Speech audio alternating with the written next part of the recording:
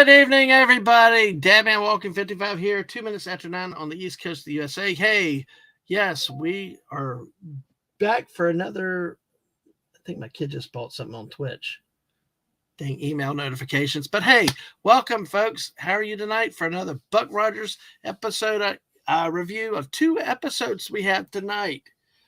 The episode 13, Cruise Tip to the Stars, and everybody's all-time favorite, Space Vampire. Well, we'll see what the crew really thinks about that tonight. We'll see how they go. What you think, feel free, folks. If you have watched this episode, opine. Even if you disagree with us, we love debate. We love disagreement around here, polite disagreement. So, oh wow, that's perfect. Hey, all right, I'm gonna shield for this channel too, because I tell you what, I like my friends, but great Twitch streamers out there. We got another sub of our own on this channel. I'm trying to get my chat up on my phone for our own show. But hey, go subscribe or go follow Liam Grey Wolf on Twitch, because this is his mom. She's going to come after you if you don't. I'm just kidding. I most certainly am not. I got the receipt notice for my renewal. So hey, to Liam's channel. Oh, thank you. How are you, Daisy? I'm hanging in there. How about yourself? Well, that's cool. That's cool. That's what cats do. They hang in there. Except for the cat. Were you were not on our late night show when we showed the flying cat, were you? No. From the top of the telephone pole? No, but I have seen cats do very odd things. Well, if we have time at the end, if we get done early, I may have to do that, because I'm not planning on doing a late night show tonight. Because you'll find out why, and JT Kirk and Hungry will be like, "What the hell are you doing now, Dad, man?" Speaking of that, let's go ahead and bring in another member of the wonderful crew. It's super chat. I wish I had super chats, but then again, that brings to other issues. God, we got 10 people already. Wow. Let's say hello to our great JT Kirk. How are you, sir, Captain? Hail. And I guess tonight's phrase is booty, booty, booty. I'm not in YouTube. I am not saying a naughty word. I am just speaking in robot. So was that that was the female robot. Mm-hmm. We'll get to that, folks. We'll get to that. All right, but hey, so with all that and that wonderful introduction, we're going to introduce our outspoken, flamboyant, expert panelist tonight, the guy that keeps a party going single-handedly all night long. It's the great Hungry for More. I don't know what he is tonight. Gojira. Yes, there you go. Hungry. All I can say is booty, booty, booty. Dear God. Okay. So, I mean, honestly, it's a really funny aspect of the show they chose to throw in, but it really reminds you of how much of the devil's talcum powder was going around Hollywood at the time, and so. No worries, okay? They want to throw that in, that's fine, but we'll talk about that in a minute or two. I'm doing great. I'm glad you guys are doing fantastic, and that cat being evil and jumping off the tower was just nasty, but funny. Very funny. Oh, dear. Yeah, yeah, exactly. So anyway, but hey, glad to have you. How are you feeling tonight? I am of mixed feelings tonight, because we're going to be talking about one of my favorite episodes, but I know that for a lot of people it's awful. But for me, it was, as a kid and as an adult, it's delightful, except for a few things to keep things honest. You know, you got to admit when something you love has got a couple of blemishes on the skin, shall we say? Okay, that's fine, and keep that to yourself, because I do want to make sure we do want to hit how this. Doing. Come on. I know. I'm just making sure we reserve it and tease it like it's proper respect deserves to be as teased. I think I know which one you're talking about, but we'll have to see how that goes. I want to do something there real quick. I'm going to greet the chat, folks. Let's greet our wonderful chat. Then I'm going to take channel owners, operators prerogative with this. Snorty Poopas Cuber, hello, humans and other critters. Good to see you tonight. Hello, Snorty. How are you, Snorty? Don't forget to throw your Snorty a fish or a mushroom, folks. You want to keep that big bear nice and happy and slow. Absolutely. Absolutely. Yeah. The great Corey Cochran is here again. Hey, good to see you, Corey. Hello. Hello, So, Corey. There's a guy named JT Kirk that's here. Hi, JT. Hey there. The wonderful and classy Miss Daisy Blossom Flower Child. Hello, Daisy. And and then Snorpoop is a snuffling again. So hey, he disagrees that we disagree. I like that. Daisy on the Twitch side. Don't forget we have a Twitch. Thank you, Daisy. You just reminded me to turn the emote only off over there. Thank you. Sorry about that. It's not on. Right. People can't chat. So all right, now you can chat on the Twitch side. Thank you, Daisy, for that reminder with the emotes. And cats can be odd. Yeah, Snortapoopa said he's not fully awake, so he's somewhat safe. Yes, I remember when he took a nap during the Mrs. Building stream, and which she got it done, except for one part, which she may do an impromptu stream tomorrow just to finish up like the tree. But it is generally there. All right, Admiral T, good to see you. Well, Space Vampire is one of the 2 episodes, so sit back, relax, and we will get to it eventually. But as channel operator, God and King on this channel, that bucks the trend, says screw everybody else. I do what I want to, and to embrace it with all pride, even though sometimes I wonder if I'm doing it right. I am bringing in that cat story because I want to share it with my friend Daisy. Really quick. Gracious. I do want to show you this, and folks. Van Gogh is finished. There's a tree left, I believe. So, did you say Van Gogh? Yes, the Starry Night build. I tell you what, you watch the Misses and Squeaka together. It's an awesome stream. The 2 of them together. I will. Watch a series of them. They are so awesome together. And it's good. The Van Gogh painting.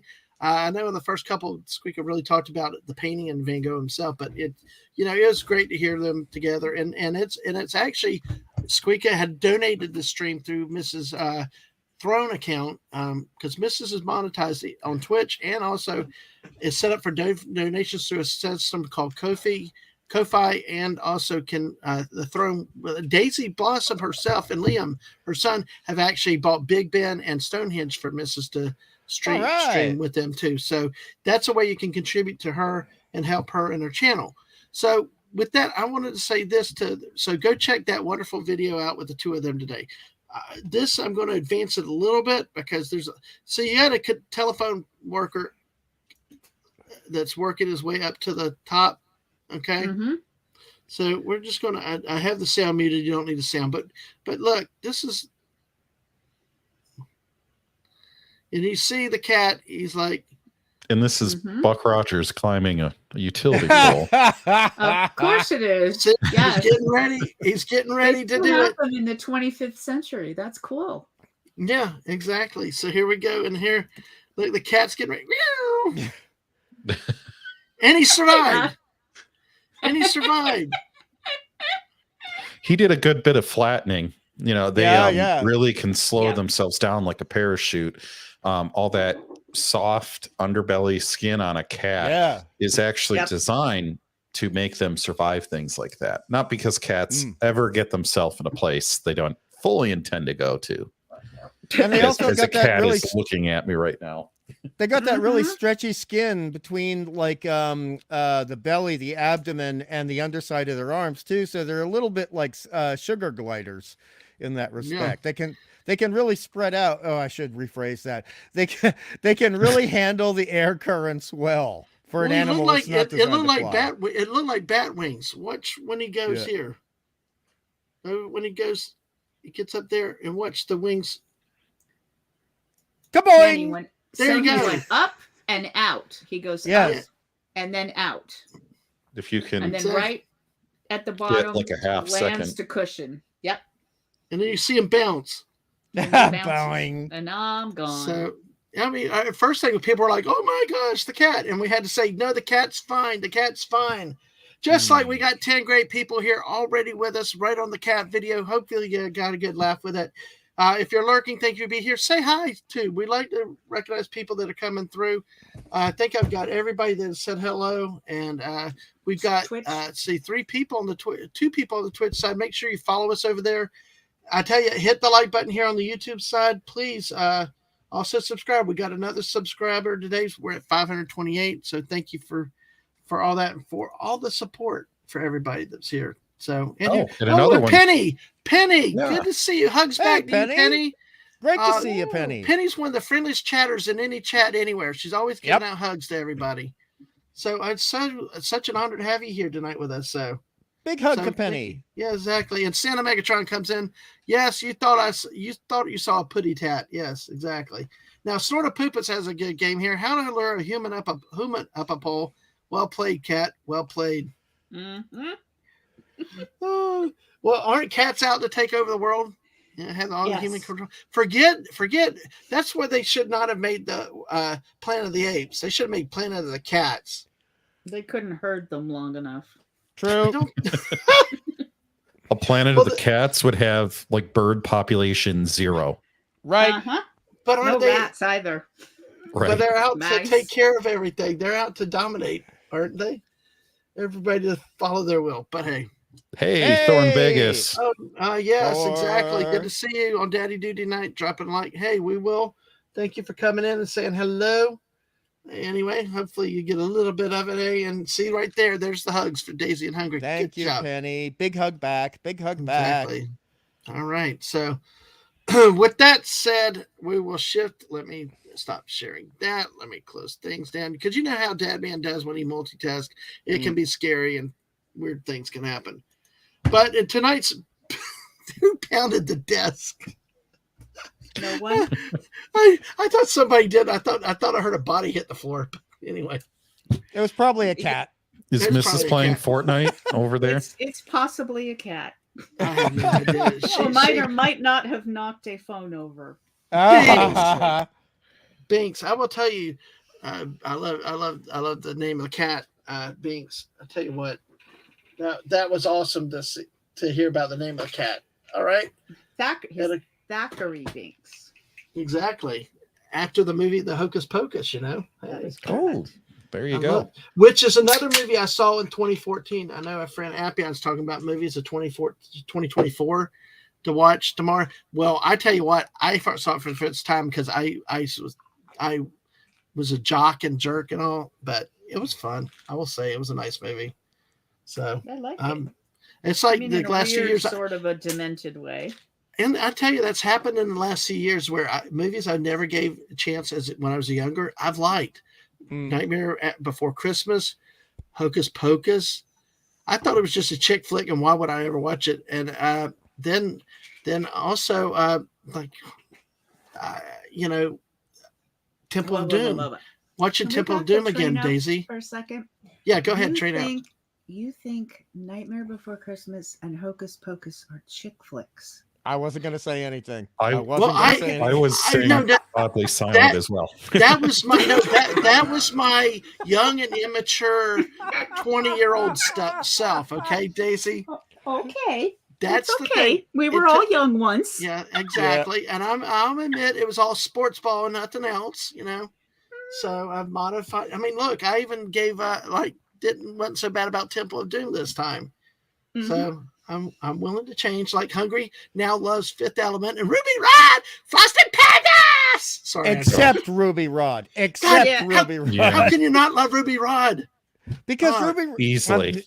Both of these episodes, I kept waiting for Ruby Rod to jump out tonight. Hungry. These episodes needed some Ruby Rod. Okay, if you're gonna keep messing with me over Ruby Rod, all right. Eventually, sometime within 2024, we have to have the great Ruby Rod debate, like Absolutely. You had the Die Hard debate. Okay, we will do that. We will definitely do that. So, folks, hey, 13 of you great people here. Hit that like button. Sub if you haven't. Follow us on Twitch if you haven't already. But hey, great to see y'all here. Bring your friends. The tweet's out there. If you follow me on Twitter, Dadman Walking 55, share it out. I mean, hey, we're trying to do something new, a little bit different. We've talked about the original Battlestar Galactica series in a single episode with Lisa with us one night. Maybe something for the future along those lines, but we're working our way through season 1 of Buck Rogers in the 25th Century, a show that actually started in 1979, first as a theatrical release in the theaters, but then made converted over for network television, where they took the original movie and made it into a 2-part pilot episode. And they made some edits, some changes, some deaths, and some words that were in the original theatrical release were changed for television presentation. So, but we're now in episodes 13 and 14 according to IMDb, and in the order of the DVDs as they are presented. There are some depending on sources, the numbers bounce around a little bit, so it happens. So the first episode that we're going to take a look at tonight was episode 13, Cruise Ship to the Stars. It was directed by Sigmund Neufeld Jr., written by Ann Collins again, and Alan Brennert. Aired originally December 27, 1979, when I was 9 years old. Episode 53412. After the Galactic Beauty Queen, quote, Miss Cosmos, is attacked by a mysterious woman, Buck and Wilma are assigned to protect her while she travels aboard a luxurious spaceliner. There, Buck encounters a shy girl named Allison Michaels, who suffers from periodic blackouts, to which her boyfriend, Jay Davin, dismisses as mental stress brought on by hypertension. After another attack against Miss Cosmos, Buck confronts the assailant, a wild-haired woman named Sabrina, who demonstrates superhuman strength and powerful psychokinetic abilities. When Buck checks on Allison, she confesses to having visions of committing crimes and hurting people. Buck begins suspecting that Sabrina and Allison are the same, and that Jay is exploiting her abilities so they can capture Miss Cosmos to sell her perfect genetics on the black market. Dr. Theopolis later confirms this and identifies Allison as a transmute, a split personality with genetic ability to transform into an entirely separate entity during times of extreme emotional distress. Buck sets a trap for the altered persona in hopes of saving Allison from the monster that lurks within her. And that is according to Wikipedia that we have, which does a pretty good synopsis of the whole episode as we have here. The guest stars in this were Kimberly Beck as Allison Michaels, Tricia Noble as Sabrina, Lee McCroskey as Jailer Jay Davin, Brett Halsey as the cruise ship captain, Patty Maloney as Tina. You gotta love Tina. I love Tina. Now I know where Tina comes from. Timothy O'Hagan as Gurney Langston Jr. and Dorothy Stratton as Miss Cosmos. Dorothy Stratton. Yep. That's a big name, right? Oh, yes. Especially in the mid to late 70s. Yes, Dorothy Stratton was a name. Very appropriate that she was. My cousin had my cousin had a poster of her on his bedroom wall for a reason. And we know that reason because we saw the dang episode. We know the 4 reasons he had that poster on the wall and why she was in this episode. That is an excellent reference point, Daisy, and I love you for it. Yes, you could say her perfect DNA. That's a nice cover. That's a nice cover story. TNG. Yeah, the 4 components of deoxyribonucleic acid. Sure. There you go. Yep. Mm-hmm. That is correct. Oh, we're gonna have some laughs tonight, guys. All right. Well, let's have those laughs. So hey, so Dorothy Stratton, go ahead. Tell me more about her. I mean, you talked about a picture, but was she a model? Was she an actress? I remember the name vaguely, and I know she was a big, attractive bomb. She did that. I think she was also one of the featured player in Battle of the Network Stars, which was also becoming rather large at the time. That was a show where different networks would pitch their stars and even some of their smaller players against each other, and in sort of a pre-gladiators situation in various sports, various fun versions of sports. And so yeah, she was a well-known face, and she was. Let's just say when I was a kid in the 70s, every dad of every friend I had knew who Dorothy Stratton was. All right. She was kind of like the poor person's Farrah Fawcett Majors, although I think she was better looking than Farrah Fawcett Majors. Right. And you had Farrah and you had Cheryl Tiegs, I think, in the 70s about then. That was. Yeah. Cheryl Tiegs was huge too. Huge. But I honestly think that Madame Stratton was better looking than either of those two. I think she had more to offer in terms of voice and face and form. Interesting. I might agree with you about between her and Farrah Fawcett. I just can't remember a good image in my head of Cheryl Teague. But well, Shara Teagues had the fishnet bikini. And well, she yeah, also there was a big poster with Cheryl Teagues wearing, I don't know if it was Jordache or a different brand of jeans, but she was also a spokesperson for those jeans. And it's just that there's a thing about someone being perfect and therefore they're considered good looking versus someone who has character and nuance to their face and also has no imperfections in their face. And that's why visually I prefer Stratton. And I like people with a little bit something extra going on, a little bit of personality, a little oomph, you know? And I do think she had that little bit of oomph in this episode, but we'll get to that later on. Okay. All right. JT, did you have any thoughts on Dorothy Stratton or Daisy? I did not find her the best looking one on the show in this episode. Nope. The name, gosh. So Sabrina was the quote unquote evil one, right? correct. Yes. Right. And then Allison was the cute one. Allison was the cute The one. cute one. Yes. Yeah. Played by Kimberly Beck. Yes. And Yes. I thought Kimberly Beck out of the three was the most attractive if I was ranking, which I had in my notes to say, they have Miss Cosmos as the perfect one, but I liked Kimberly Beck better.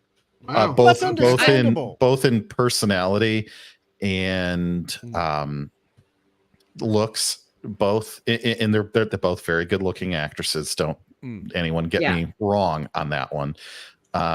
But just the way that they had the lighting go off of Kimberly Beck's blue eyes, just that. And Dorothy, I believe they had her hair dyed. And to me, if you have perfect genetics, you don't need to dye your hair because your hair is so beautiful anyway. But that's just me. I like natural hair color, even if you're graying. I just, call me weird. Yeah. I like people with their natural hair. Ditto. And so, yeah, I thought that was kind of strange. Not that Trisha wasn't a looker either. don't get me wrong. But I just thought that they portrayed Dorothy as kind of vapid and kind of a hoe bag in a little bit of way that Buck rightfully tells her no. Like, come on, have some class. Like, but you're forgetting. You're forgetting the was, very. Oh, sorry. Go ahead, Daisy.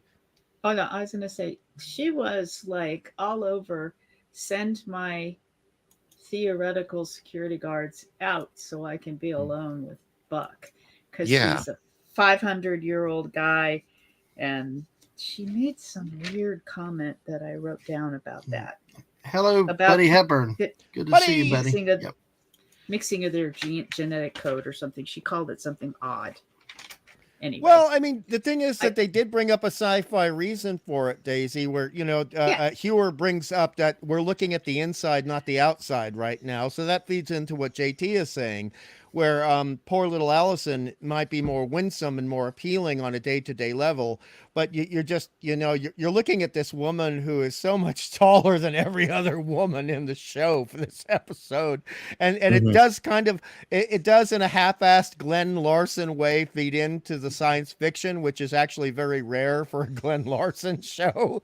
So I do like that, Daisy, if you understand what I mean. No, yes, wow. I do. And that's true. I'm doing the wink wink because of course we're discussing it's all about the inside and the most perfect genes and all this. And and she's this drop dead gorgeous blonde and no one noticed. And this whole talk about what's on the inside and all this, I'm sorry, if a man just meets a woman like this and then she wants to jump you, I'm sorry. On one level, you're probably going to say yes, but more men than not are going to be like, oh, okay, what's the catch here? What,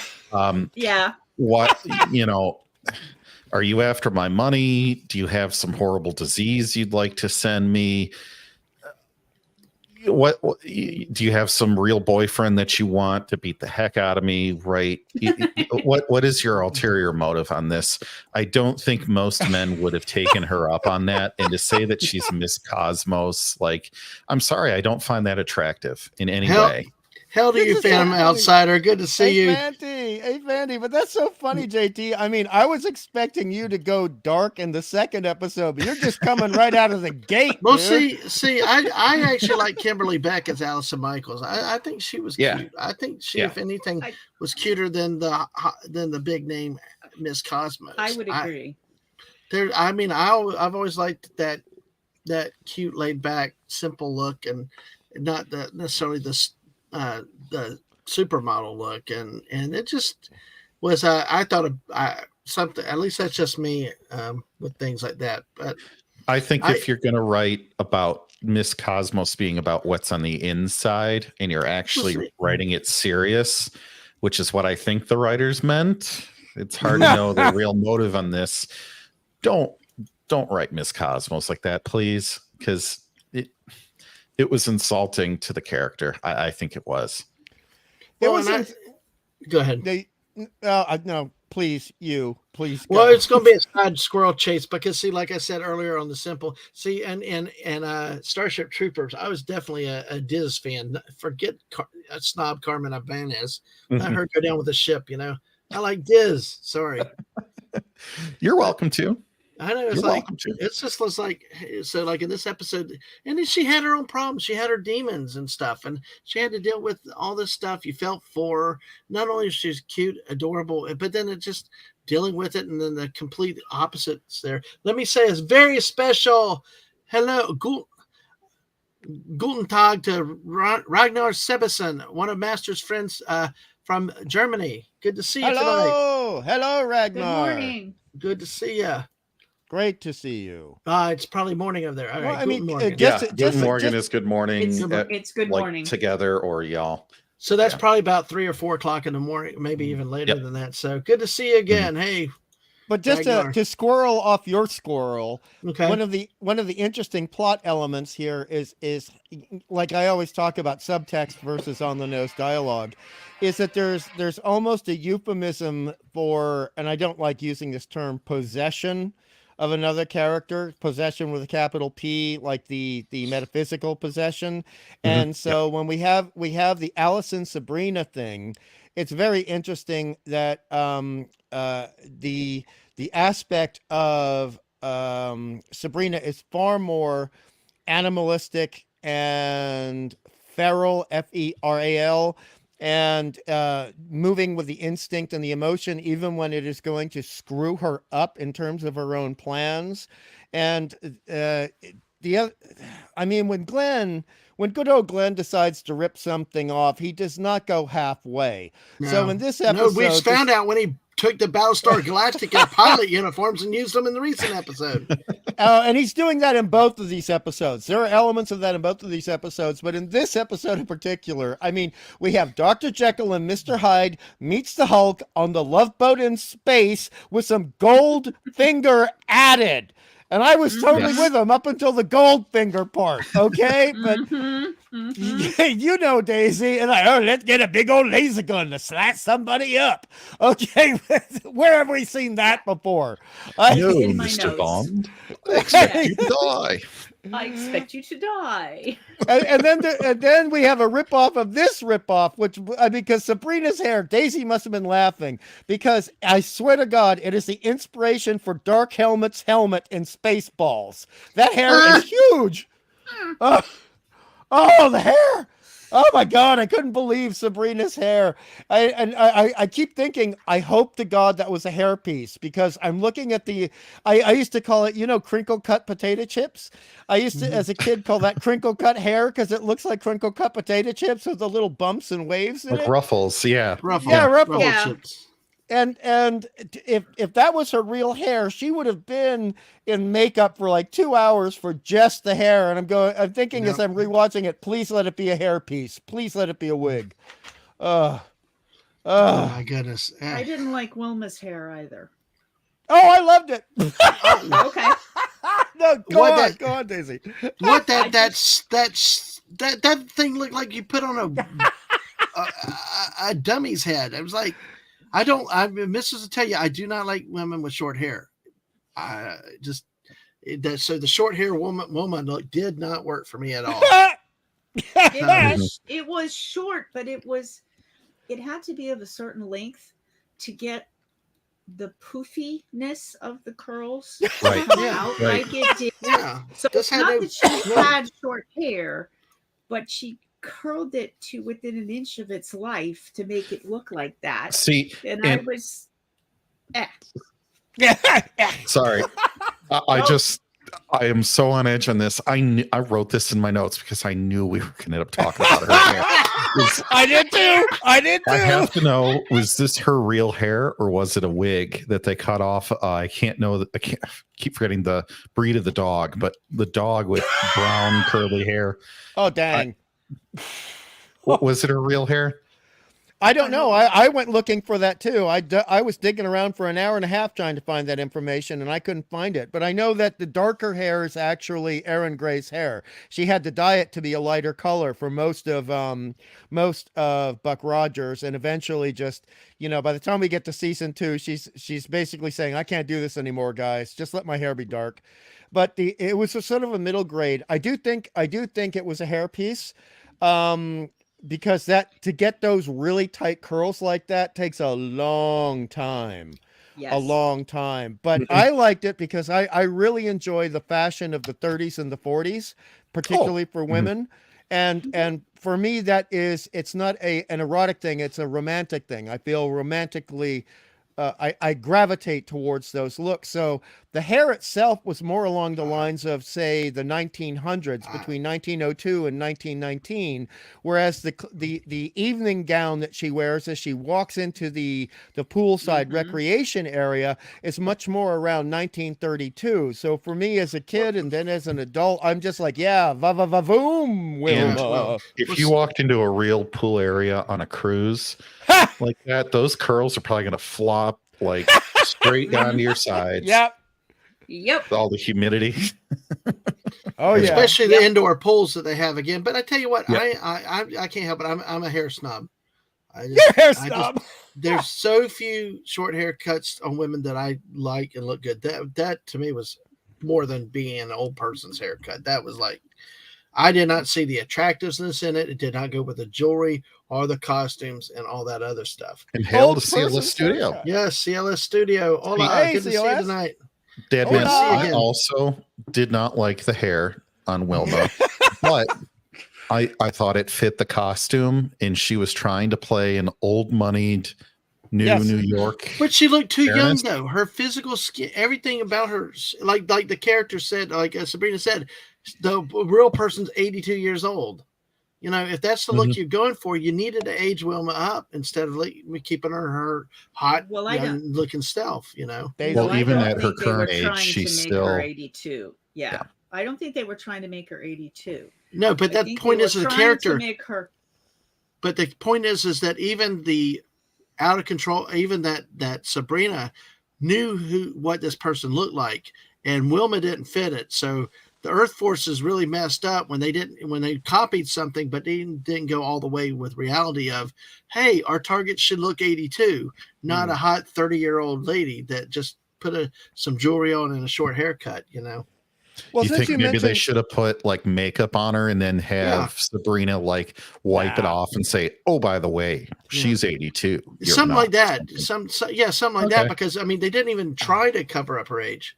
To me, that's bad intel. Also, Dadman, you're forgetting this show is classic in another way, an MST3K way, where they dump a truckload of money on one episode, then they got no money for the next episode, and that was really clear in this episode. You look at some of the costumes. I got it in my notes. I got so many complaints about the costumes. Let's do that now. Let's spend time because I talked about the synopsis of it. Let's focus on the costumes for a bit, because one comment I wanted to make off one of my first observations is, and this is a cumulative for all the other episodes together. how many more dang how many dang more bikinis or variations of bikini tops and stuff are they going to show? It's like Ardala has it. This Miss Cosmos has it. Oh my God, Wilma has it at times. Everybody except Buck Rogers or Twiggy have it. You know? I didn't think we were going to touch so many nerves so early on this particular episode, but I love it.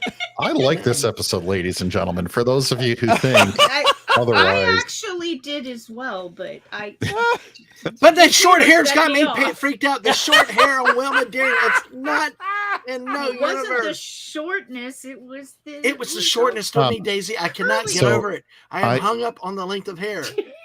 I have to go here. If we're talking costumes and shortness, the opening fight scene with Sabrina. Yes. Yeah. Where she's fighting the original bodyguards and whatnot right after the ship's captain leaves. She's wearing the orange top with the exposed midriff and then the I guess it's like a go-go skirt or something. I don't know. Yeah. But they in this scene, it is too high on her person. Yes. And as a result, they have her doing like karate style kicks. And you definitely see the posterior of the actress more than once. And perhaps you freeze framed it. I do want to jump in here after JT. I just want to say welcome to everybody here. We've got 18 people watching us now tonight. All right. We got 13 on the YouTube side. So please hit that like button, subscribe. Also, if you've subscribed, double check and make sure you're still subscribed, because I've seen stuff going around on Twitter where people are reminding people to make sure you check your subs, that people have been unsubbed. So please check that. We're at 528 tonight. Also on Twitch, make sure you follow us. We got 5 people watching on Twitch tonight. And do check. Exactly. I found I was unsubbed from Admiral Teague, and then I was going on his show, and I was like, "How did that happen?" It happens. So make sure, folks. Phantom Outsider has a question for this week as well. Oh, it did. Wow. So see, folks, go check. I mean, and none of these people told me this. I only saw it. I've been saying it, and then it happened. So, hey, we always accept. And if you're sub to the missus also. Phantom Outsider has a question. Snorter Poopus Cuber. Are genetically perfect humans tastier than less genetically perfect ones? Or do they taste like chicken? LOL. And he says chicken. Yeah. So then genetically perfect are like Chick-fil-A. Everyone's or McNuggets. There you go. But he comes in with a poodle princess, so hey. Yes. We did see the one where Buck came up for auction last week, I believe. Last week or the week before, but hey, anyway. 2 weeks ago. 2 weeks ago, yeah. Exactly. Well, apparently, but here you go, Phantom Outsider. Apparently, in 25th century, they lost that Mission Impossible tech that would let Wilma wear a latex mask and look 80. Exactly. It's not about that. It's that they know that Wilma's face is what is bringing in half the audience every week. But the problem, they couldn't touch it. Exactly. But I will say, at least the writers kind of acknowledge that in a way, because they did have Sabrina notice that she did not fit who she was faking to be, though. And also her costume. Her costumes were very, in terms of the fake history of the show, or should we say the fake future of the show. Right. Her costumes looked very anachronistic compared to the other costumes in the show, even though the rest of the costumes were terrible. And I'm going to go off on this. We had Jay, the butthead character, the fake boyfriend for Allison and Sabrina. There's one time he's coming out and I swear to God, I had that singlet. You guys call them tank tops. Right. I had that tank top in 1981, okay? Which is only a year and a half after this was made. That is not a science fiction costume. That is something they bought from Kmart. Exactly. You cannot get past this. Exactly. No. One clarification though, Star Poopas. I do not hate bikinis. I like the bikinis. The end is very critical. Yeah. Oh wait. Oh, I lost my thought. I wanted to give. I'm sorry. Oh, go ahead, Daisy. I want to give one point of praise because I have pointed this out on other episodes. At the very least, Wilma was going undercover and did not use her name. Right. And prior to this, I have said one of the things I dislike is that she runs around being Wilma Deering when she's supposedly someone else from somewhere else. Right. So that I did appreciate. Well, like James Bond would do that. He would never say, "I work for the British intelligence." Well, everybody should know who she is. She's the leading military person of the Earth Directorate. I mean, there's no, and then the Buck Rogers. Everybody knows Buck. There's no covert. How can you send him on a covert mission? And ahoy to Shooter 8323. Hey, Shooty! Hello. It's great to see you, man. By the way, stay around for the end of the stream because I have a special announcement. I have not told Hungry or JT.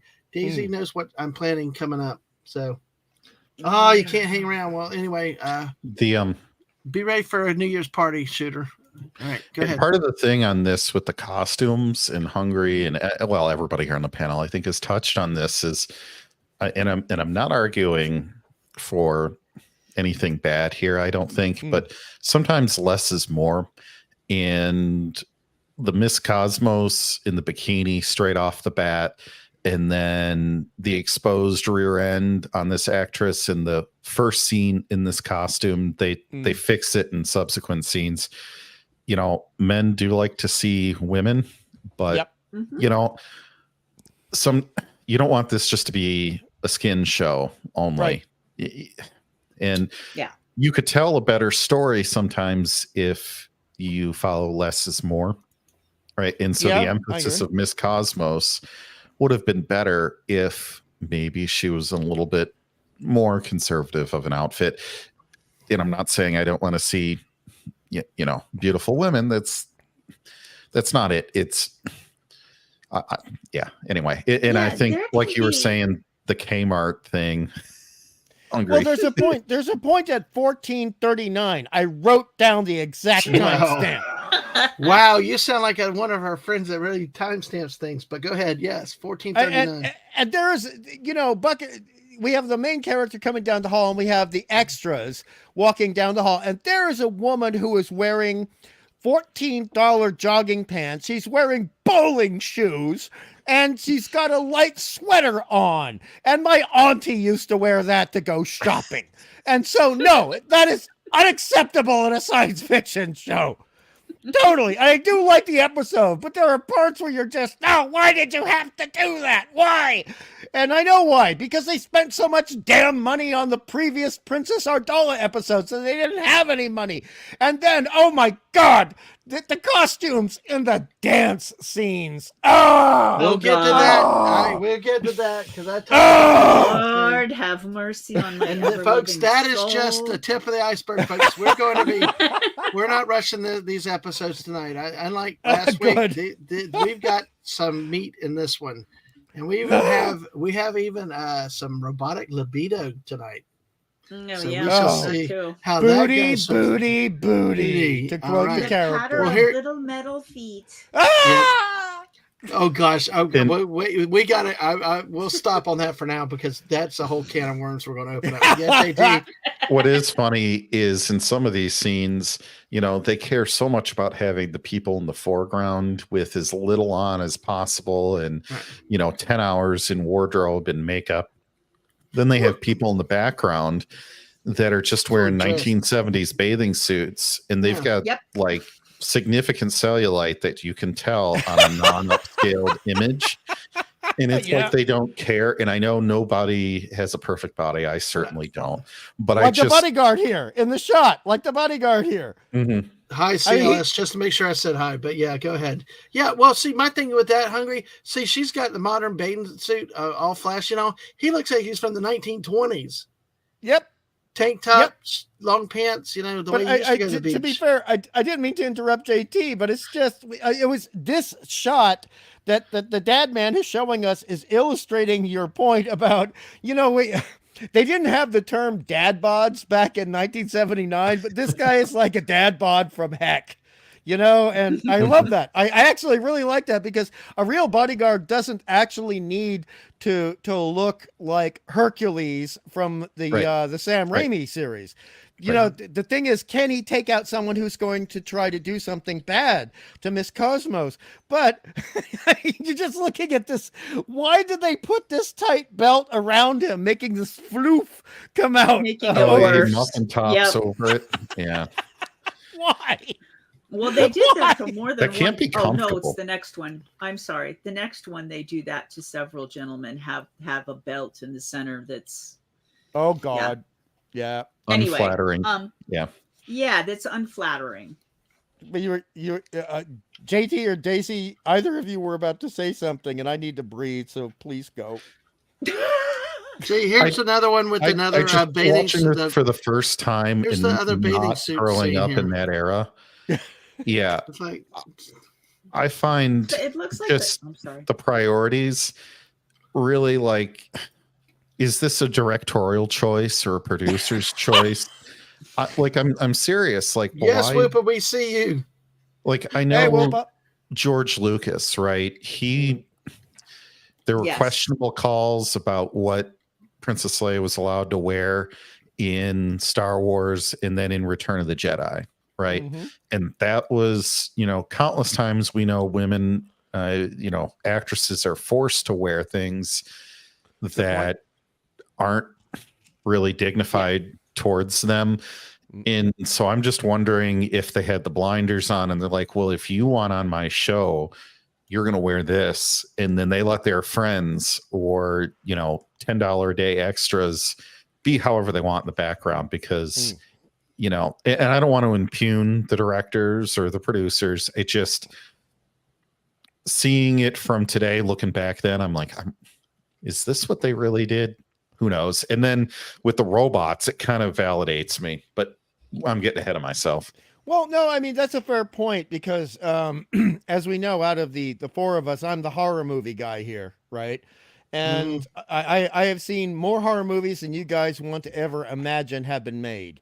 And there are stipulations in genre entertainment where they say, okay, this role is going to require this amount of skin being shown. Are you comfortable with this? Do you still want to do the audition? And so that's a very good question that we can't know the answer to, JT, but it is a question that did actually plague me a little bit when I first resaw this in my 20s. As a kid, it didn't bother me, I didn't think about it, but in my 20s, that was something that crossed my mind. And it comes down to the same thing. Like, okay, this role's going to require you being for 5 hours in makeup from 5 a.m. to 10 a.m. every time you're going to come on and portray this character. Are you willing to do it? So I don't know where that leaves us exactly, where, how much skin do you want to show, which doesn't take any time in the makeup chair, versus 4 to 5 hours of prosthetic makeup being applied to you. Mm-hmm.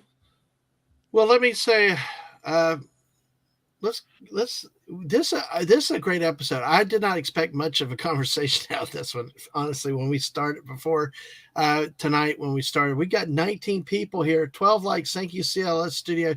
We got 19 people watching. Let's see if we can get a 20th in for the fun of it, folks. Hey, you guys are here for a rocking discussion tonight, and we talk about costumes. Before we get into the robots and the other stuff, there is one more costume that really just jumped out at me today. Oh no! Which was, I mean, it's like what the hell is this guy? Yeah, what the hell is this guy in the Buggles uniform? Like Buggles.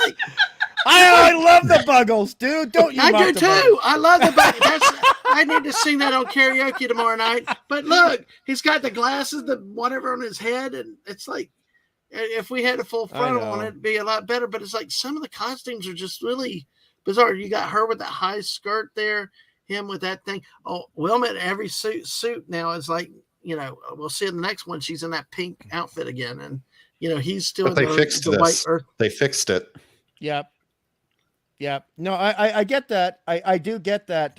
One of the costumes that really just, again, bothered the heck out of me is, again, when you have Jay, the bad boyfriend, for the transmute. They came up with a new term, transmute, in this episode.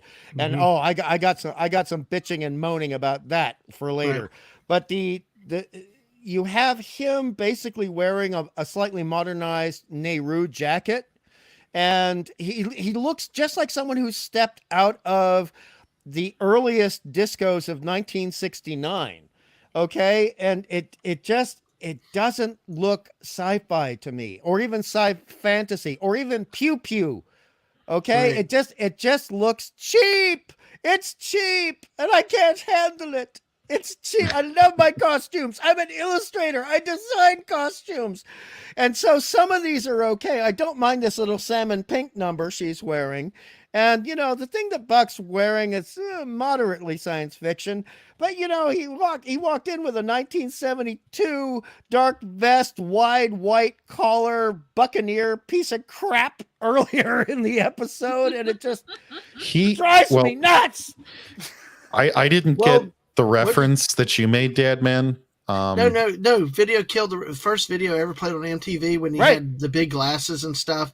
He kind of it's just like a futuristic. What the hell? What does he even put this saran wrap on his head? It's like, I got like Soviet technician vibes out of it, like what they wore at Chernobyl or what they'd wear in a lot of these scientific jobs where they want to have like a lab kind of image on them. The Soviets would wear, maybe not with the red on it, but they would wear things that looked kind of like that. So I kind of got that vibe. Maybe it wasn't as bad, but I'm getting like you bought a male naughty nurse costume at the holiday, the move into your outlet mall holiday kind of thing. And anyway, it looks tacky. Tacky is the right word. Thank you. Oh. Yep. Oh, right. Well, hey, all right. Well, that's cool. I never got over that. I could not take the character seriously as a bad guy. Between the big glasses and the thing on his head, it was like, he looks so cute, and that little pew pew gun. It's like the little single shot cigarette gun, Nothing with any firepower. So, like Snortapoopa says, looks like a bathing cap. Yep. It is a bathing cap. It's like, come on. That's actually quite common in Hollywood in science fiction, going from around 1953 to about 1981, where they would just paint bathing caps and cut them a little bit into a different shape in order to make it appear science fiction. And I mean, that's okay if you do it in a way that you can pull it off, right? But they're not pulling it off here. They're not pulling it off here. Not at all. So, all right. Any more with the comments, because we got to get to something very special now before we lose people, or before we lose too much more, because we haven't even gotten to really the plot of the episode, because this one has been so fascinating just from from the costumes and the ambiance and everything else. So, so you ready to move on from the costumes? Please. Sure. Yes. Okay. Well, this, I got to say, Hello. This You're one showing us your computer. Oh shoot! Yeah, I am. Thank you. Well, at least there's not much. At least there's not much. At least it was just trying to go to searching. So it's like, hey, at least I didn't show messages. The episode did have a plot, Snort. Yeah, it did. I wanted to go here. Oh, so CLS Studio had said costumes 3 of 10. Snorpoopa's episode had a plot. Yes, it did. Yeah, It did. It was showing unique items, but I really want to show I'm trying to find the image of all images, folks. It's a GIF, actually. As if you've seen it, I actually tweeted it out tonight. So it's the theme of the episode tonight, because of JT Kirk. Say it again, JT. Booty, booty, booty. Booty, Was booty, that- booty. Booty, Booty, booty, booty. Booty. Booty. This image, my friends. Yes, this episode talked about robotic libido, actually, folks. Yes. Exactly. Yes. We actually saw robots kissing in this. There is a precise point near the end of the episode where Buck says you need to have a talk with Tweaky because I think he's developing a robotic libido. Yes, exactly. Oh, dude. And then they're like, "What? What? Huh? What?" It's like they're already having trouble with Tweaky picking up all of Buck's slang and characteristics and stuff. But now the skirt chasing, hey. The real question is he like Lieutenant Commander Data? Is he fully functional? Oh, gosh. I don't know. They leave that to our imagination. Go ahead, Daisy. Sorry. They were upset about Twiki, which I understand that he's quote unquote their robot, but Mademoiselle over there, Tina, wasn't acting like a robot either. Nope. No, she was all in on it, and they went dancing too. Actually, their part of the dancing I thought was not bad. You know, the bump. Yeah, the bump. I thought their part of the dancing was not too bad. I had a thing in my notes here, Dadman. Now everybody else in the panel, hopefully, palm here. Yeah. Oh, Penny, nice one, phrase. nice one, Penny. And so Santa said, "What's wrong with robots kissing? We have feelings too." Just remember, this is 1979. This probably horrified a lot of people. This probably was beyond a lot of what people could have even comprehended back then. But okay, right? Yes, JT, go ahead. I heard a phrase, and I think it's YouTube safe. Hot to trot. Yeah. In modern parlance, I thought that meant that the female is in heat, I guess, ready for reproduction. He walks up to the table with her and announces it to everyone. Did that mean the same thing in the 70s as it does now? No, it's to get going. There's two adjectives, even the current back then, especially wouldn't have had the sexual connotation. I think it's let's get it on. Yeah. And also it comes from a race. It comes from racing, horse racing. So if you think about a horse trotting and getting ready to come out of the gate real hard, it's like, I'm ready. Let me go. Let's do this. Let's get it on. Let's do it. I spit my Pepsi out of my mouth when I heard him walk up to the table and say that. I'm like, oh no. But now I it have looks to like ask the group. Well, actually, currently now the informal definition with Merriam-Webster says very eager to do that. Yes. It does now, but at the time, that's like a lot of the words in our culture. Also, remember the context of when the show was. It was not like that, and many of the phrases we have now were not as sexualized back then as they are now. They've morphed and changed and evolved over the years. That if that had that meaning back then, you would not have gotten it past the censors. And that's why I was floored. My jaw hit the ground. So thank you for clearing that up for me, because it's like, oh no. I was like, they took that a step too far. So no, exactly, and that's what we always have to judge a show in the context of when it was written and at the time, because words change, meanings and stuff changes over years, like in everything, and it all does. I did not know that, but I just saw that up on the Merriam.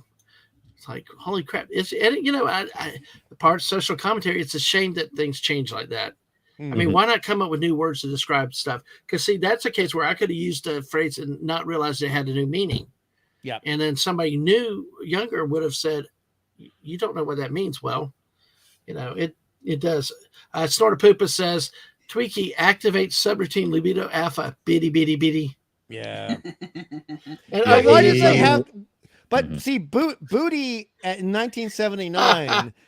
Booty did actually mean what booty means today. Okay, like shake your booty, shake your booty. So it did. So that had to be a conscious choice. That had to be a conscious script choice. And so, oh my God, Buddy Hepburn. Just like, buddy, buddy.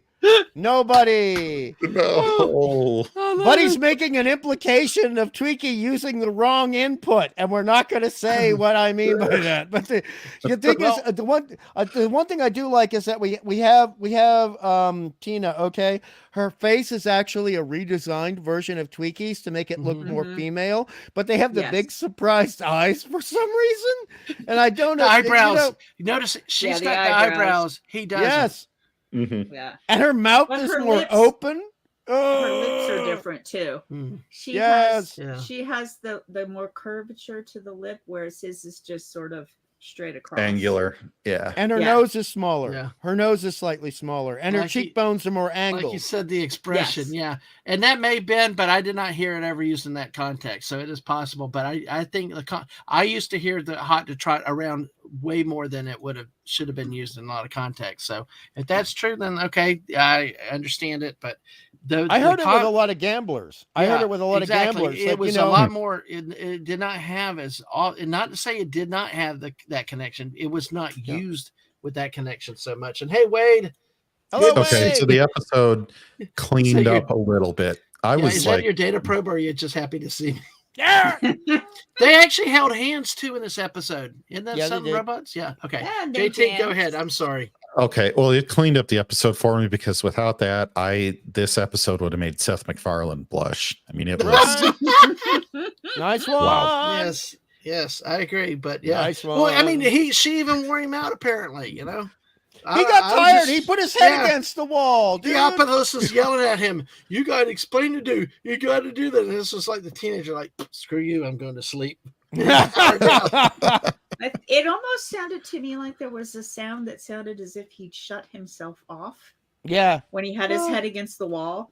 It Yep. sounded like he powered off to me. Mhm. Yeah. Okay. I'm not getting any more into argument about hot to trot, what it used to mean Nope. back then. I'm telling you from what I saw and how I interpreted it. And when I'm not to say that it was never used in that context, I'm saying in the common vernacular in conversations, it may have been in used in movies and other shows in those references, but people in common talk did not use it that often. Maybe it's because I was a kid, but it did not have the meaning as what JT had revealed to me tonight. Oh, And no, to me, this meaning tonight, the more modern version is even much worse than what it may have meant back then, because this flat out leaves the modern definition leaves no room to the imagination with it. So, and he walked up to a table and said it to everybody. Yeah, you would not have had that. You would not have had that on a television show back then. I mean, you may have had it. You would have it van, now. But see, you might have had it in a movie here or there and stuff, but not on a network TV show. You would not have had it like that. Like I said, this probably made a few people nervous is when you had robots doing some of this stuff. So, but yeah. So, but I tell you what, I love with this episode, and I love with the robots. Because I always love the R2D2 C3PO. I love to see Twiki have, some action in multiple ways. but it was like we got to see Twiki have fun and be human, and he meets a robot friend, and they're both go to be a human. They go to the dance floor with all the humans around. They do the bump. They do these things so that, that type of things. No, Teague, I do not agree. I think that some censors would have stopped stuff if there was such a meaning about it. I think that they could have, if they wanted to stop it, they would have, if it had that significant of a meaning. Because I tell you what, there was enough to read between the lines. Even I, as a kid, could have read between the lines on this one with what they were doing with this episode. But that leads me to another thing is with the dance. JT, did you say everything you needed to or wanted to about the robots? Exactly. Robot snoo. Yes, that was even apparent to me as a kid. So, but hey, but they showed one of the things where they were on the dance floor and they did the bump, right? But they were with all the humans. I mean, how about the humans and the robots all dancing together? And I think, wasn't this the scene? And I might have been wrong and got the two episodes confused. I think this was also the scene that Wilma and Buck were also dancing, if I'm correct.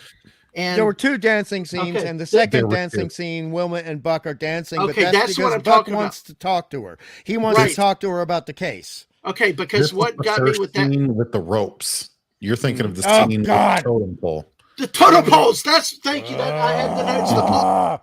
What about those stupid poles? Weren't any better. The totem poles and the ropes. And folks, I don't know if there's a way to describe this, but there's like a bunch of like rope with tassels and a bunch of them all tied together in a knot in the center. And then everybody's just grabbing a couple and trying to do disco moves, but like kind of also square dancing. I mean, there is a tradition in Europe. There are certain rope dances that happen, and I want JT, you understand this. I want to give them credit for knowing about that and putting it in a half-assed way into the episode and not just making it up. I'm gonna pretend in my head that's what happened. Okay, in my head they actually did a little bit of research on dancing and thought, why don't we throw this in? But I probably in my better half know that's not what happened. But the costumes, we're not getting back on the costumes. The costumes, the movements, the choreography was so simplistic, so lackluster. It just, I was, oh good, they're dancing. Oh no, they're dancing. You know, it's just, it was painful to watch those scenes, and I'm glad they were very short. I love this. All the little bots did was some data sharing. Come on, the robots. That's it. Forget robot snoo. It's data sharing. How about that? Oh God, sorry about that. But yeah, the dancing. We had another great dancing scene from the 1970s and 80s with the totem poles. I mean, it was just like that's the first thing I noticed. They all had their hands on a pole and were dancing, twisting. It was like safety dance before the safety dance came out. Well, even the quote unquote. So people who haven't seen this, they're thinking of like a telephone pole. No, these were thick as they were about the size of a little bigger than a dinner plate, and they were about 6 or 7 inches high, and they were stacked on top of each other and were moving about while the people were holding on to this quote unquote pole and then dancing about it. There's 2 different dances. There's that dance, and then there's the rope dance. Those were 2 different disco dances. And to that they were affixed to the floor, but you could tell they were rotating. They were carved out of foam. So if you can kind of imagine them being somewhat flexible, so you could kind of dance with one another with one of those kind of able to move somewhat. Yeah. They kind of circled. They kind of didn't just stay like rigid there. I gotta say, I just love this because this is when a mommy and daddy robot love each other very much. They order a new, smaller model from the factory catalog. The pattering of little robotic feet. Exactly. Yep. Well, I'm sorry, Hungry. Hopefully this sets you up because that was what Buck said at the end about the Twiggy's robotic libido and didn't he say something about little ones or something? Yep. The patter of little robotic, the patter of little metal feet. And he was like, what? Yeah, I mean, they didn't get what Buck was saying. Yeah. Oh, but I just want to bring up something else, considering we're talking about robots and dancing and the whole thing, is that Glenn likes to reuse things, and I do appreciate a thrifty mind. I do appreciate saving a nickel when you can, but the food robots in the pool area were the same robots in the Cosmic Whiz Kid, the same dog face robots that Daisy mentioned and that JT mentioned. And I thought to myself, now, okay, do I have a problem with this? But to be fair to the episode, if you're looking at a common appliance, and a robot would be considered an appliance or a friend at this point, depending on how much intelligence the robot had, you know, you look at a high-end, expensive toaster. Are you going to find it in 1,000 homes, private homes? Yes, you will. Are you going to find it on a luxury liner cruiser? You probably will find the same toaster on a luxury liner cruiser. So I caught that and I saw it and I thought, yeah, okay, that doesn't bother me as much because it does kind of play into the idea of this holistic universe that has been created for the show. It's easier for the mind too, Hungry, because you see it and it's not something that we have, but you can say, oh, I've seen this before. This is its function. Correct.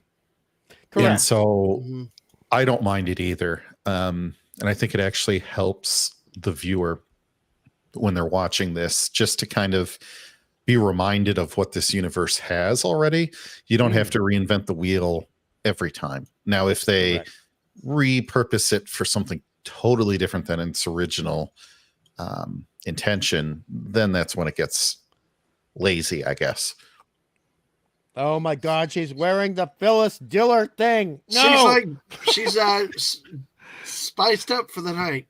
I laughed. I liked it. I did. I thought it was cute. Yeah. Oh dear. So, hey, how else would a robot doll up, right? Exactly. Okay, so since we're an hour in now, can we talk a bit about plot? We talked about the costumes. We talked about the robots. I think we talked about the big things.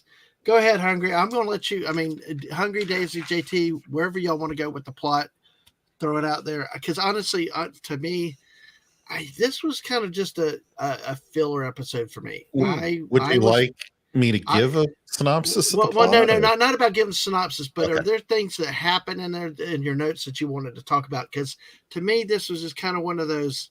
It didn't have the pew pew and the bang bang, so it was kind of like more sitting around talking for me. I was more in your sci. Now this might be the difference between my science fantasy background and the sci-fi, because there was more talking and exposition than it was banging and destroying. So I was going to actually bring up pew pew and bang bang. Okay, well we'll do that. Okay, I want to let it to you guys because I don't really have a lot other than what we talked about. That I mean, it just moved. It was kind of a save a person and then figure out how to help somebody type of episode. So I really don't have a lot to it. So JT, go ahead. I mean, what? Sure. So, folks, at the point of the show I'm talking about here, or that I'll reference, is one where Buck has found that Sabrina might be of two people, but they want to capture her because they know she's the evildoer. And also, I just want to say the pew pew, when she messes up Wilma, that was an intense fight scene for me on this show. I loved it. But the one I'm talking about is the plan where I think it's Twiggy, Wilma, and Buck all have a not sonic screwdriver. They have a sonic device that is in the shape of a screwdriver, where they're going to try to corner Sabrina on the ship. And I thought it was an inventive way to get action on basically hallways where they move the walls around to make it look like the ship is different. You know, it's a trick that is done on TV all the time, where you have like one hallway in a set, and then you have like pieces of walls. And the way you make it look like a bigger ship is you just rearrange them and then have people run around. So it's not the same hallway backwards and forwards, right? Correct. They corner her, and those two things that I liked about it. Well, it's on a cruise ship, and cruise ships are notorious for being laid back and easy. So I liked it for being non-lethal, and that would be a gadget that James Bond would have. This is a motif on the show where they use James Bond style gadgets to make Buck into a spy or a secret agent. And I thought that was cool that they're trapping her that way. And two, I like that they trap her in a force field. And it's the original series of Star Trek viewing image of a force field. Now, unfortunately, they do mess up. Sabrina's hand goes through the force field in one shot for about 2 seconds. So the editing, they needed to have fixed that. You know, if they ever remaster this, I'm confident they probably will. But I thought that was a good action scene. Things didn't blow up, Dadman, but it gave me enough excitement without the whole ship exploding. So, yep. Okay. All right. Daisy next. Daisy next. Daisy next. Oh, we're talking about plot. Well, I thought there was. We discussed a great deal of the plot.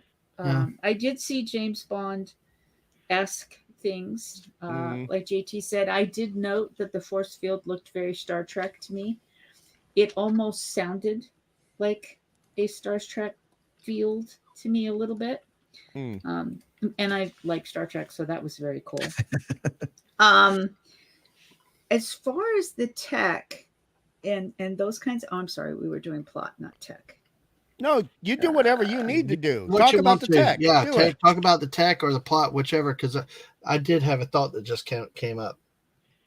Well, so you have this,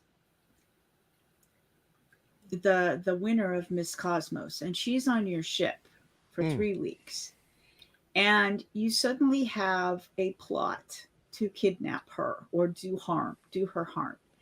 And they're discussing the fact that they don't have the security or how to protect her.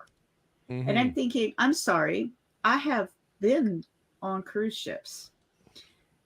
If you have someone who's that high profile, or theoretically the person Wilma was pretending to be, who's very rich, they have security. So that just bugged me a little bit as, okay, I know we have to get the plot started. Right. And we have to go with that. But it seemed odd to me. And you're right, Daisy, because we've seen that in movies, other movies, like Those in Paris, Fifth Element. They had an armed combat team, although they weren't very good. You still had security. What ship doesn't have security? I agree with you, because that's the first thing I thought about. I mean, she has her personal security guards, but every sending them away. I mean, they don't seem to be around when it's really important. Yeah. Even when she's not quote unquote trying to be with Buck, it's like, well, where are her security guards? What is happening right now? That's a tradition in this show by now. Look at all the times Ardala says, "Leave me. I wish to be alone with this man." I mean, I know, even though he's run away several times now. Well, the other thing I found amusing was the funny fork. So they had this. What? Pardon? The tuning? The funny fork. The weird fork. No. The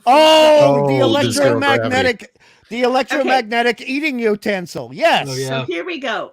It electromagnetically puts the food at the end of this the rod. It doesn't have any tines on it like a fork would. Okay. And then you still have to lift it into your mouth. And I'm going, so why can't it just be a fork? A fork. I'm sorry. You threw this in because you wanted us sci-fi geeks to go, ooh, cool sci-fi geek thing. But it was... And I'm going, we're not that stupid. That's dumb. But in Daisy, they called it a zero gravity fork. And I'm thinking, if it has zero gravity, why is it stuck to the end of the fork? Wouldn't it be like a positive gravity fork? Zero gravity would mean that it would be a food repulsor, if anything, right? Or an anti-gravity, like when you pushed it towards your food, I would think it would make your food float around it rather than stick to it, maybe. And some of the names they give things. Negligible gravitational fields. Yeah. A fork. It has so little mass, it basically has no gravitational pull of any kind. Yeah.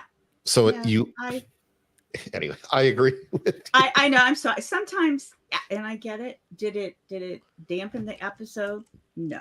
It just, sometimes I'm going, well, I know you're trying to throw this in to make it sci-fi-esque, but sometimes no.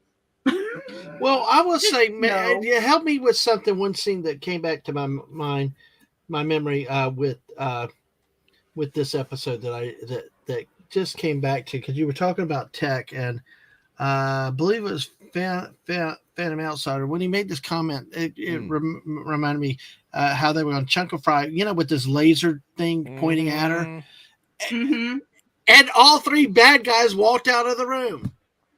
What? Any bad guy ever stay to watch to make sure the people get destroyed or the plot comes to fulfillment? Why do they all leave? I mentioned Goldfinger, dude. He leaves when James Bond is going to get sliced up. Dadman, go ahead. I know you haven't seen Bond movies, but in this movie called Goldfinger,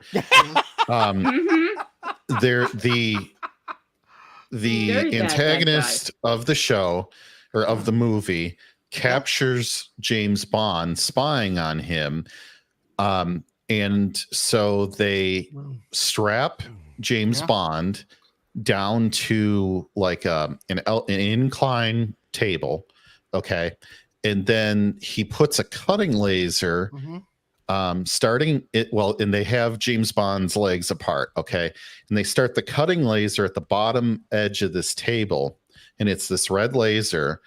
And it very, very slowly starts moving up like this granite table. Okay. And you can see like the smoke from the laser dancing off the table to let you know that it's basically hot enough to cut them in two. They do a 1-for-1 copy of that exactly here. Yeah. So, really. Including the only thing they don't say aimed towards her head instead of Well, also they cheaped out because in the James Bond one, and again, I put it in the private chat, Dadman. I apologize. I'd assumed that you'd seen Goldfinger. I did not know you had not seen that. You might as well. You know, here, listen. My true thing of Bond. I've seen a couple after, but it's really A View to a Kill. Okay. That is really the Duran Duran's the theme song group for them and all that stuff. You had to bring up that name. You had to bring up that name, but okay. I'm kidding. Yeah, no, I know you are. It's just, by the way, for people in the chat, I do not like Duran Duran, except for the 3 songs that my pal Dadman introduced me to that are B-sides. Okay, the B-sides are good, but the thing about this was, like with James Bond, they do a little naughtiness, like they have his legs splayed and the laser is moving. Whoa! And as it's getting closer to James Bond's wedding, his business, James Bond says to Goldfinger, "Oh, do you expect me to talk?" And Goldfinger says the famous line, "No, Mr. Bond, I expect you to die." That's in a horrible way. Only thing that they do not do in that scene. And I'm looking at this and going, really? What they didn't do, because they could not do this on network television at the time, was they didn't spread her legs and have a laser, which is a very male kind of symbol, going towards the inside of her legs, because that would not happen. That would not go on air back in 1979. They wouldn't have allowed that. Now, see, Snortopoopas, we had actually 19 people at one point, so our numbers bounce around. Folks, thank you. This is a great turnout, and y'all are staying with us tonight. Thank you. Let's get 2025 in here. Let's have a real party. We're still on the first episode. Hit the like button, subscribe, share it out with people. We'll have a party. And Snortopoopas has set me up here because really, he said they forgot a lesson learned from Star Trek and tried to show futuristic salt shakers. A fork is a fork is a fork.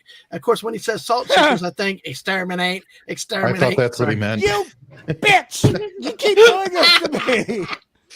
Don't you say mean things about my Daleks. Right. And thank you for pronouncing it correctly, Daisy. Thank you. It is Dalek, never Dalek or Dalek. It is Dalek. Dalek. No, you bitch. Not you, Daisy. I mean him. But wait, excuse me. I said it right. I know, no. But I only have one thing left to say about this episode, and it is plot related. It is plot related. So we have the reveal of the Allison Sabrina dual entity and their relationship. And that was sci-fi enough, adding a little bit of pew-pew because, pew-pew for me includes like physical fights and things that are not requiring you to have a PhD or a master's degree to understand. But the problem is they came up with a term for it near the end of the show. They said transmute, which is very, again, like I've mentioned, they rip off comic books on this show all the time as well as everything else.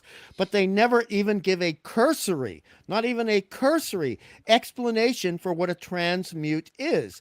And there's no explanation for her powers. If it's only a matter of 2 personalities battling for the same body, then why is one superhumanly strong who can actually fire energy blasts from her hands, and the other one is paltry and weak? If it is a common term, then it is a common term, and therefore there would be a common explanation for her being superhuman. But no, we can't have that. No, and I do agree. Yeah, how does a mere mortal end up getting this? I mean, he just demigod powers. Yeah. Demi-goddess powers. Hungry. I saw it as transmutation, like in an alchemist sense, not in the comic book sense. So you're trying to transmute lead into gold. And so I thought maybe the transmutation was going from something ordinary into something extraordinary. But they never mentioned that. That's you creating something better than the episode gave us. Okay. Fair enough. So here's the image of the laser pointing down. Of course, they don't tell us about the doctor. You know, all they said is that they have to eliminate him, and then he just kind of it's like he conveniently gets. I mean, they tell you about what happened with the boyfriend being arrested, all the stuff about his background, but the doctor, slimy doctor, just I guess apparently sneaks off in Admiralty. Says this. It's a leftover set from $6 Million Man. It is. It actually is. No, those computer banks were used in $6 Million Man. I remember it very clearly. Nice point, Tegus. No, that was nice. As were the sounds that Daisy mentioned last week when she said, "Where do I know those sounds from?" And I said, "They're from the $6 Million Man." Oh. Yeah. I can't always remember where the sounds are from, but I do remember that I know, like, I've heard those before. Yep. So. All right. Any other thoughts on this episode before we kind of give our wrap-up thoughts on it? No, thank God. Daisy, anything left? I love this episode, but damn. Okay, JT. Sorry, Daisy. The boyfriend. Yeah. I thought the mustache made him look like a gentleman who films. I got you. Things. No. That's no. You know who I thought with that? No, that guy's a good, good-looking guy. This is the one that I thought that about was this one here. The bodyguard. Look at the wig hair and the mustache. Yeah. The boyfriend was just so skeevy too, which kind of drew it all together. True. I thought his might have been a bit more, maybe possibly Burt Reynolds like. Oh, really? The boyfriend's mustache, maybe not. Let me say goodnight to Penny. I guess it seems like Penny may be headed out. So have a blessed New Year, everyone. May you get what you want, not what you deserve. Absolutely. Good night. Happy New Year. Love you too. And thank you for being here, especially for so long. Come back again. Make sure you get the notifications, everybody, because I've got something big planned this weekend that will go out on Twitter later. Actually, I'll talk about it at the end of our show tonight. So hope y'all are around for that. So, all right. But, all right. I'm sorry. Because thank you, Penny. You think, okay, see, I thought this was the guy of that type of thing, but let me pull up that other picture real quick and compare Sure. it to the boyfriend let me see if I can get a closer look here. That's probably the better look here. It's kind of blurry, but it's the best look we got. It went opposite. This episode makes my kidneys hurt. I love it. But no, this is about the best angle I can get on it. I apologize for that for now, but like a Burt Reynolds type look. Maybe. Yeah, it's kind of generic 70s. And he did not fight very hard for his woman. If a guy like Buck, who's supposed to be knockout attractive, he just is like, yeah, whatever. Yeah, you can hang out with my woman, like whenever you want on this cruise. It was a telltale. If he really cared about her, and she was having, she didn't want to be around other people, and she couldn't leave the house, and she went to see what did they call them? Neuromeds. Yes, neuromeds. Neuromeds. So kind of like psych doctors, I guess. And then they were saying, go ahead. Daisy, they sent her to see neuromeds for hypertension. Yeah. I know, not for all the other things. Take care, CLS Studio. Good to see you. Thanks for being here. My poor baby, she's got a problem with her brain. I'll send her to a heart doctor. Exactly. Yeah. Now, Store Poopus is talking about some famous rotating red spinner thingy. What's that about? I don't about a company. I don't know the rented reference props. either. Okay, all right. If you can help us with that, but you know what? It's awesome. We have 2 people that have left. We've also got 19 back. 20. Yes. We hit the 20 watching currently live, 16 on YouTube. Smash the like button, subscribe. Make sure you're still subscribed. We're going to get it to 550 in no time. Thank you, everybody that's here. 4 on Twitch. Follow us on Twitch because as people go in, more come in, like Your Muslim Uncle. Hello. Yay! Your Muslim uncle. Great to see you. We're not talking about making Hello, family sir. show. We're talking about making robot babies show.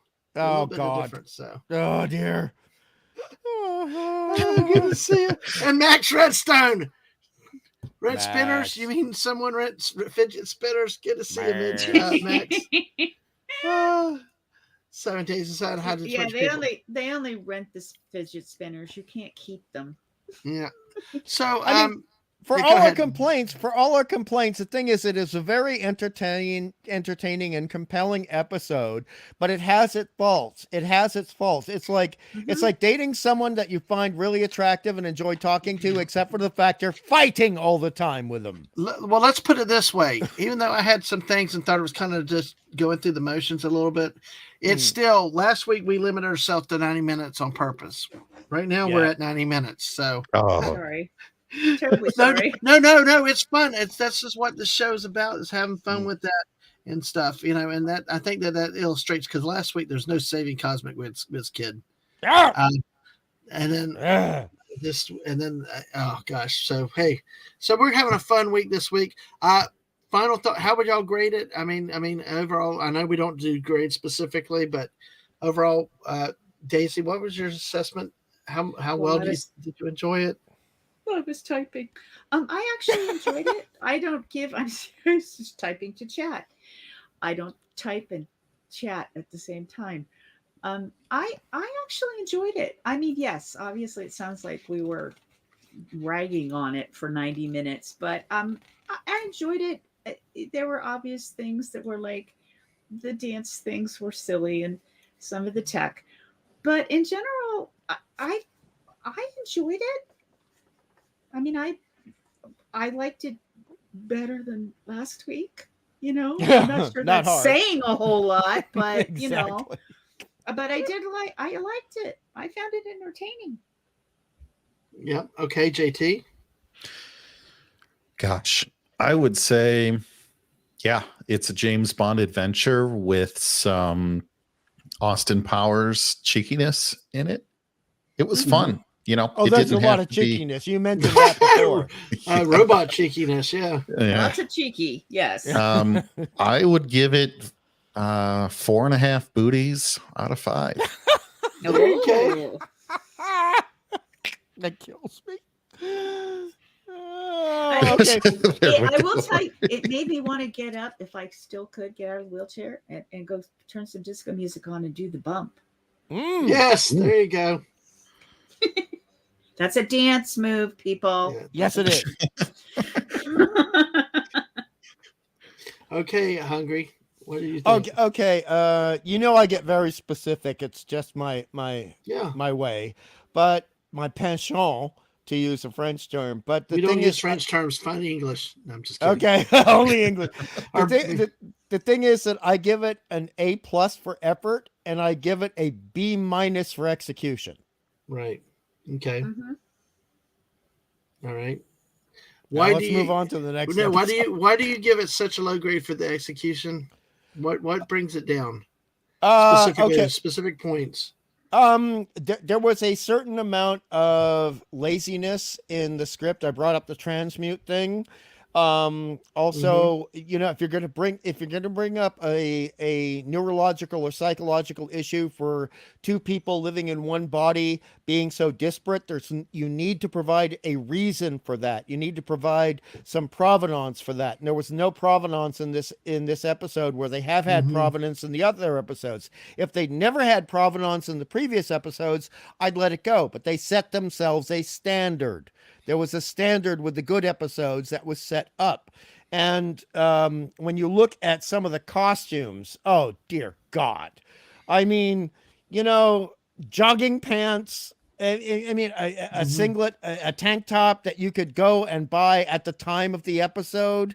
And then the music and the dance numbers. Oh, so painful to watch. You sure hate the 80s, don't you? I'm just kidding. I'm kidding with you.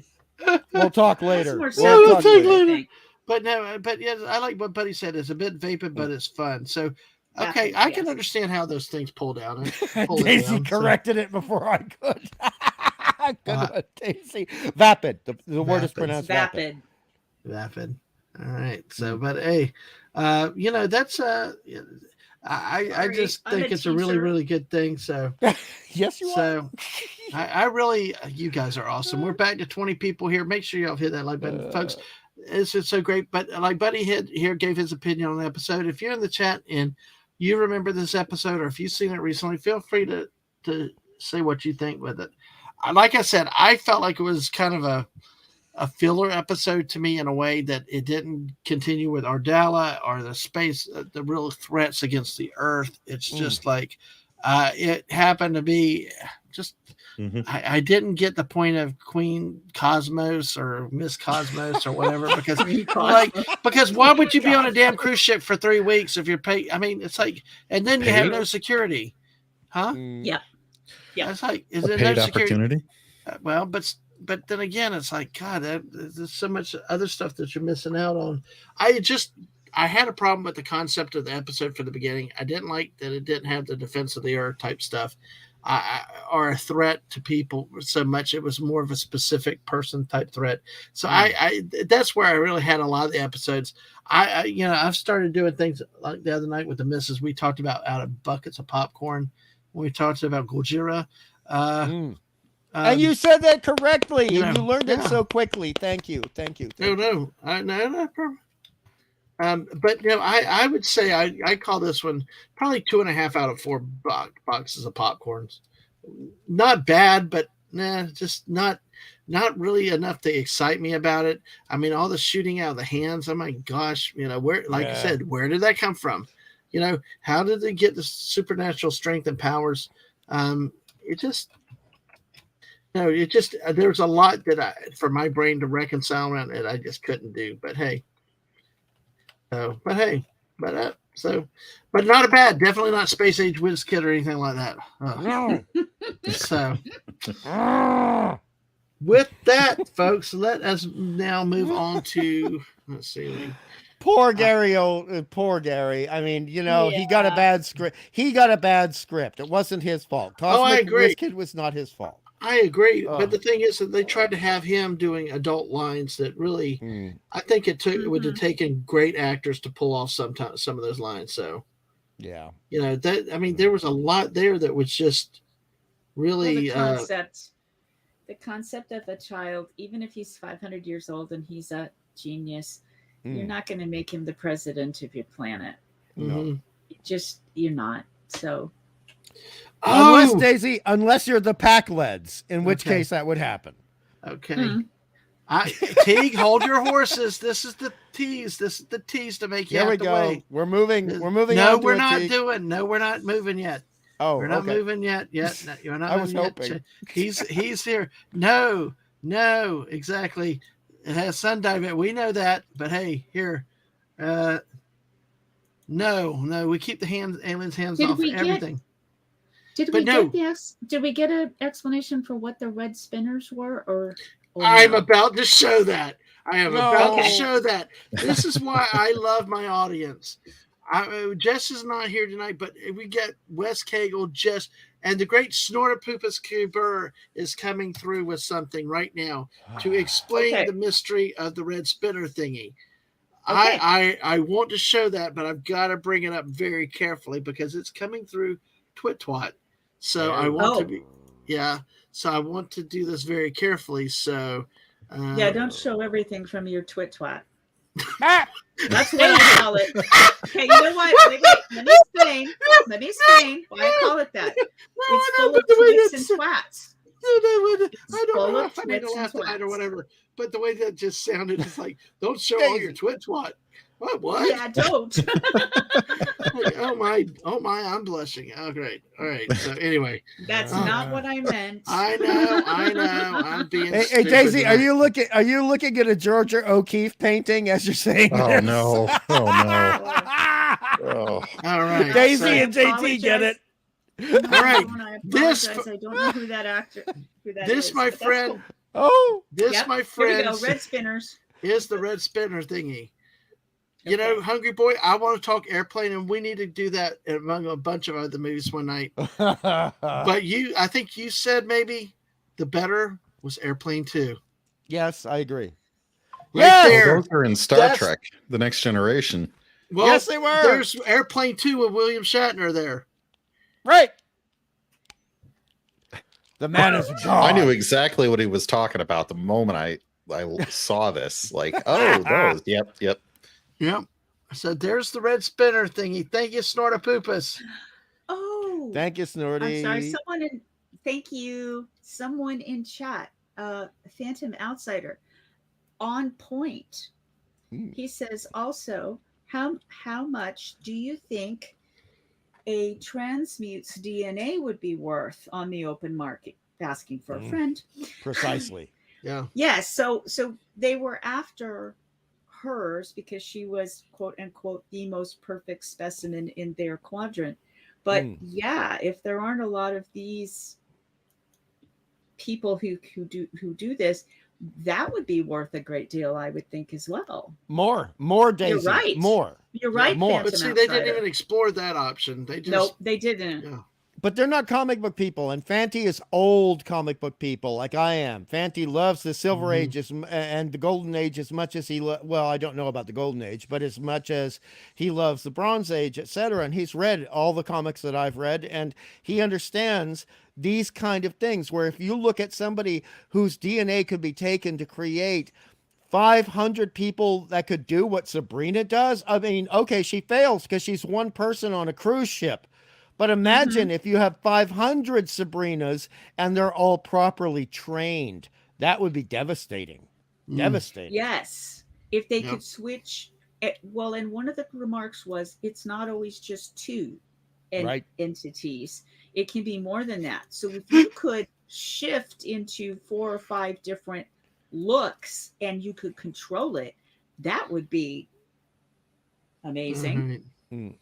I need to correct Max Redstone. They're sword and sandal movies. Sandal movies. All right. I love them. All right. Let's not make Teague wait. He's waited 100 minutes. I know. We got to go. Let's get to the famous episode, The Space Vampire. It's episode 14. Larry Stewart directed this episode. Writers are Kathleen Barnes and David Weiss. First aired January 3, 1980. Episode 53417.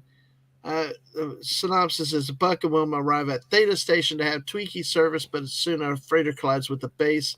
The freighter's crew are all found in a strange state that is somewhere between life and death, and believing a virus may be responsible. The station commander puts the base under quarantine. Soon after, Wilma feels a cold, evil presence stalking her, and several station crew beginning turning up half dead. Buck finds a video from the ship that recorded a man confronting it. This is wrong because it was a woman. But basically an unseen attacker called a Vorvon. He later learns that the Vorvon is a vampire-like being of legend that can drain the life energy from its victims and turn them into zombies. Soon the creature attacks Wilma, and Buck sets a trap to destroy the monster before it turns her into a vampire like itself. So now Admiral Teague's sitting back. He's now ready. So yes. So we have with this episode where that comes in. We see the freighter comes in. It's like a side mission. They're getting Twiki service there. Of course, we have references to Space Age Wiz Kid, Hydromanium, whatever, Fox. Let me see the name. Yeah, again. and Tina, his girlfriend. Yeah, Tina, Hieronymus Fox, and Tina, his girlfriend. Twiki's girlfriend. So are kind of thrown in here at the very beginning of the episode. So it's was we had some flashbacks to previous episodes before it starts going forward. Then we see them there, like it described, the station, the ship collides with the station. Then there's a lockdown. Then actually, but the station commander feels like Buck and Wilma are threats, so they puts Wilma in quarters, locks Buck up in a cell, and then people start changing states in the ship, and we'll talk more about the ending specifically as we get to the plot points as we go through it. So let's see. Let's go. JT, you want to start us on this one? What did you think about with this episode? Any themes, motifs, and stuff? I mean, I know we had a little more hand shooting, like purple dots, I think, or blue out of this one, and we had the red bouncy ball too. So. Yeah. Mm-hmm. The parallels to this. And hello, Jedi Bill. Welcome in, Jedi Bill. Good to see you tonight. Jedi. Go ahead, JT. The parallels to this and Dracula are immediately apparent. Anyone who doesn't see that, maybe you would be fearful in this episode, but right down to the, what's the salt shaker or the silver spike or, every single vampire story trope except for, I guess there was no glitter or sparkling on these vampires. Those are not vampires. Those are not vampires. Those are the X-Men written by a chick who liked the X-Men who didn't want to write the X-Men. No. Vampires. Anyway, sparkly bloodsuckers, yes. Sparkly vampires. Wilma was kind of sparkly. Wilma was kind of sparkly. Anyway, she's always sparkly. She sparkles with quality. Yes. Yes. So, Dadman, my initial impressions on this were the tension was rather high when the ship was going to collide with the space station. I did not believe the collision at all.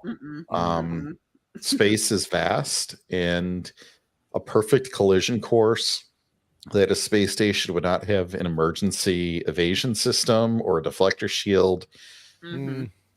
It seemed like, so the first comet that's going to come your way is mess everything up on your ship. I'm just sorry. I thought there would have been. I want to hear what y'all think. Then I'll come back to the chat. Yeah. I'm watching. So I thought perhaps just simply docking with the space station might have been sufficient. Breaking in, that was a little much. So like the collision looked kind of cheesy. And I thought there's a simpler way for them to do this. The rest of the episode was entirely predictable. And so I found it hard to want to watch until the end. I wanted to skip to the end to see how they would overcome the threat. And I won't talk about the ending yet because I'd like to hear what other people have to say about the episode. Okay, well, we're going to let Daisy go last this time. Hungry, you jump up now, especially. Go ahead. I mean, I hear you. Go ahead. I don't know what to say after what JT said. Okay. All right. Let me just point out an overview here. Okay. This film, this episode was a paean, Paen, a paean to people who did like the original classic 1931 Bela Lugosi Dracula, but more importantly, F.W. Murnau's Nosferatu, which is still considered the most accurate depiction of the Dracula myth that's ever come about. And the only reason it was called Nosferatu was because the Bram Stoker estate would not give the rights to make a film in the 1920s. All right. So they had to come up with their own name. So they actually found a Deutschland Germanic word for vampire. Let me cut you off though, here, because one of the comments, because I don't want to miss, because Teague is saying it's perhaps the greatest retelling of Bram Stoker's. Yeah, I classic. saw that. That's why I'm saying what I'm saying. All right. Yeah. That's exactly why I'm saying what I'm saying. And the thing is, this film Sorry, it is like a film to me. It actually feels like a 48-minute film, which is why I keep saying that. It's an episode, but it's also a mini film. And, it did feel like a film. Yeah. Mm-hmm. Yeah. And, definitely. And the way it was shot, the way it was organized, it was a dedication to Murnau's Nosferatu, and a little bit to Bela Lugosi's 31 iteration of Dracula, but also a small amount to the first two Christopher Lee Dracula vampire films, but mainly the Murnau film. And for Hollywood to actually show respect to the silent film era, for me, is really huge. And Tegas knows exactly what I'm talking about, because they almost never show respect to the silent film era. Mm-hmm. And I don't know what drugs Glenn A. Larson was on at the time, but I'm glad he took them, because otherwise we would never have this episode made in this way. And I loved it. I loved it as a kid. I loved it in my 20s. I loved it in my... I've watched this 6 times as of last night. Well, I'll tell you what, as a 53-year-old man, I really loved it for this reason. Damn straight. I have notes. Damn straight. I do have notes. All right, well, let's get Daisy's thought. Dude, wait. That is actually accurate to the original book and the Nosferatu version. When you have Dracula who looks, and this is later in my notes, I'm just going to spill it out now.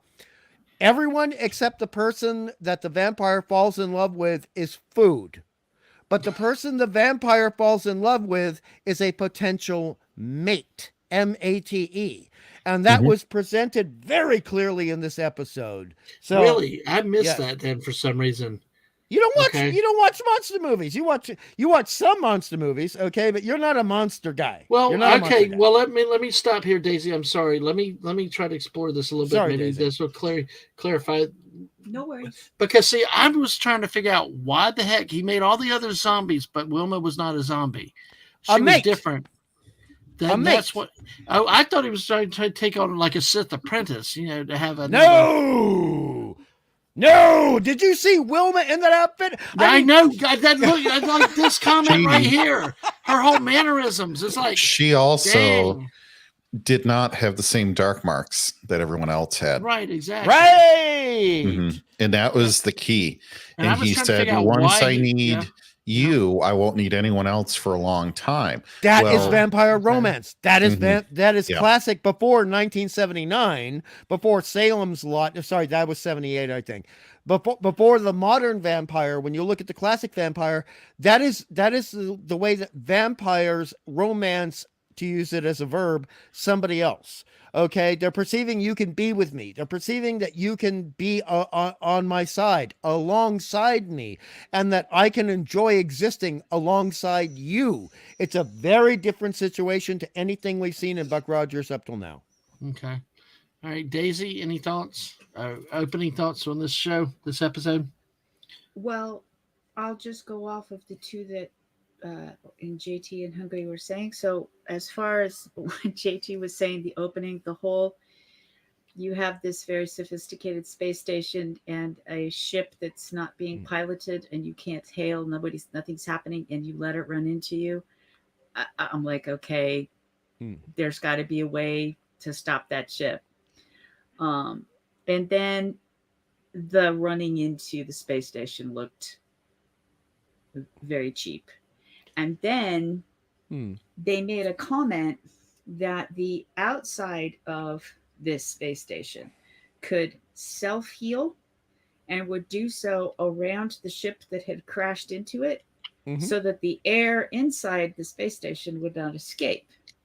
I'm going, so you have the sophistication to do that, but you don't have the sophistication to cut off the air supply that comes from that ship into the space station that's possibly making you all ill. Now, that's not what happened, but they thought it was a virus in the air. From a sci-fi, that didn't make any sense to me. And as for the making Wilma, he wanted, almost, to me, this is the wrong term, but I was thinking making her the bride of Dracula. Yes. He didn't want to just suck out her soul rather than Correct. drinking blood. He wanted her to be with him. Yes. So he had a different hold over her than the rest of them. Yes. And yeah, it was very it was down to some of the words Night, that they Max. used. Nighty all, Max. Take care, Max. Bye, Max. Anyway, the words that they used harkened back to things we would recognize from Dracula type stories.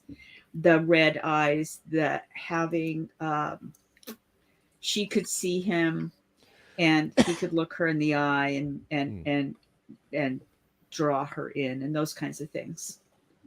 Well, to agree with you, Daisy, there's a lot of that going on, plus more. And this episode, we need to accept this, is dedicated to people who know and really enjoy the old, like I said before, 1978 vampire lore.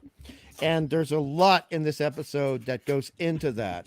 And there's a lot that they actually create in order to keep it within the Buck Rogers mythos, folklore. And that's a very hard tightrope to walk. You're falling on one side or the other. And so I do really adore this episode because of all it tried to do and what it managed to achieve. But there are times where if people are doing things for a specific subset of an audience, then the rest of the audience has to say, okay, it'll be our turn soon. Just like, we got the James Bond episodes, we have the Kojak episodes, we got the Love Boat previous to this episode, and this one was for the monster kids. Right. It really was. And we need to accept that they're going to just put things in there that may not make sense to other people, but to the rest of us, we're going, aha, well done. Thank you. You know what I mean? See, I think y'all saw some Star Trek in there. This head reminded me of that brain creature thing from, on the outro stills of the Star Trek open outro. You know what I'm talking about? The big head with the big blue head. Big blue head? Yeah, There's a creature in the outro of the original series, Star Trek, the original series. Oh, I know the one you're talking about. Blaylock. You're talking about Blaylock. Yeah, this kind of reminded me of that guy, although it's also mixed with Unibrow, So, well, I can't talk to the Unibrow because that's just terrible, and that was a production mistake. And I have a lot of bitching to do about the Unibrow. But the thing is, the big head thing is a trope in science fiction illustration and design going back to the early 1950s. So I understand why they did that. And they're not going for Dracula as much as they're going for the 1920s Nosferatu. Right. But and I can see that. Yeah, I can see that. Have you seen pictures of Nosferatu? I've seen pictures. Yeah, SpongeBob. Oh, you bitch. Yeah, they did. They did. He turned switch on and off. Damn it! Oh, Nosferatu. But No! I've seen it before on MTV I knew and stuff. I knew it wasn't. I just use Dracula because it's easier and everyone knows what that is. So no, I know you knew it. But it did. A lot of this stuff did harken back to, if you had watched the black and white original monster movies. Yeah. This was that. This was Correct. Definitely that. And the people who were directing this and producing this and writing this were all of an age where they had grown up seeing those old Universal horror films, and some of them were old enough that, like my grandma, she had actually seen the original Nosferatu. And the only problems here are just goofiness in the costume and makeup department, if I might jump into that right now. So, I mean, the giant forehead, that's not a part of Graf Orlok, who is the new name they created. I'll be right back. Y'all carry. I need to step away a second. And the eyebrows, actually, I think this was a well-meaning mistake. You know what I mean, Daisy, because you're a teacher. You know when someone's trying to do the right thing, but they get the answer wrong? Correct, yes.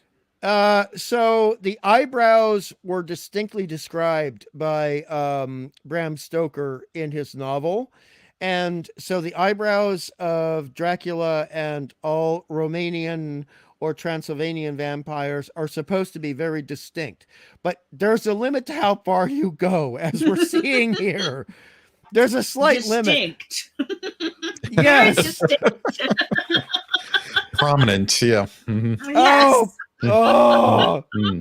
Oh, dearie me. And then you have don't get me started on the ears. The ears were supposed to be, the ears in the description by Bram Stoker are supposed to be pointed and rat-like, not bat, but rat-like. Yeah. And here they're just like, oh, the ears are supposed to be big and pointed. Okay. And no, that's not what the author said. That's not what the author said.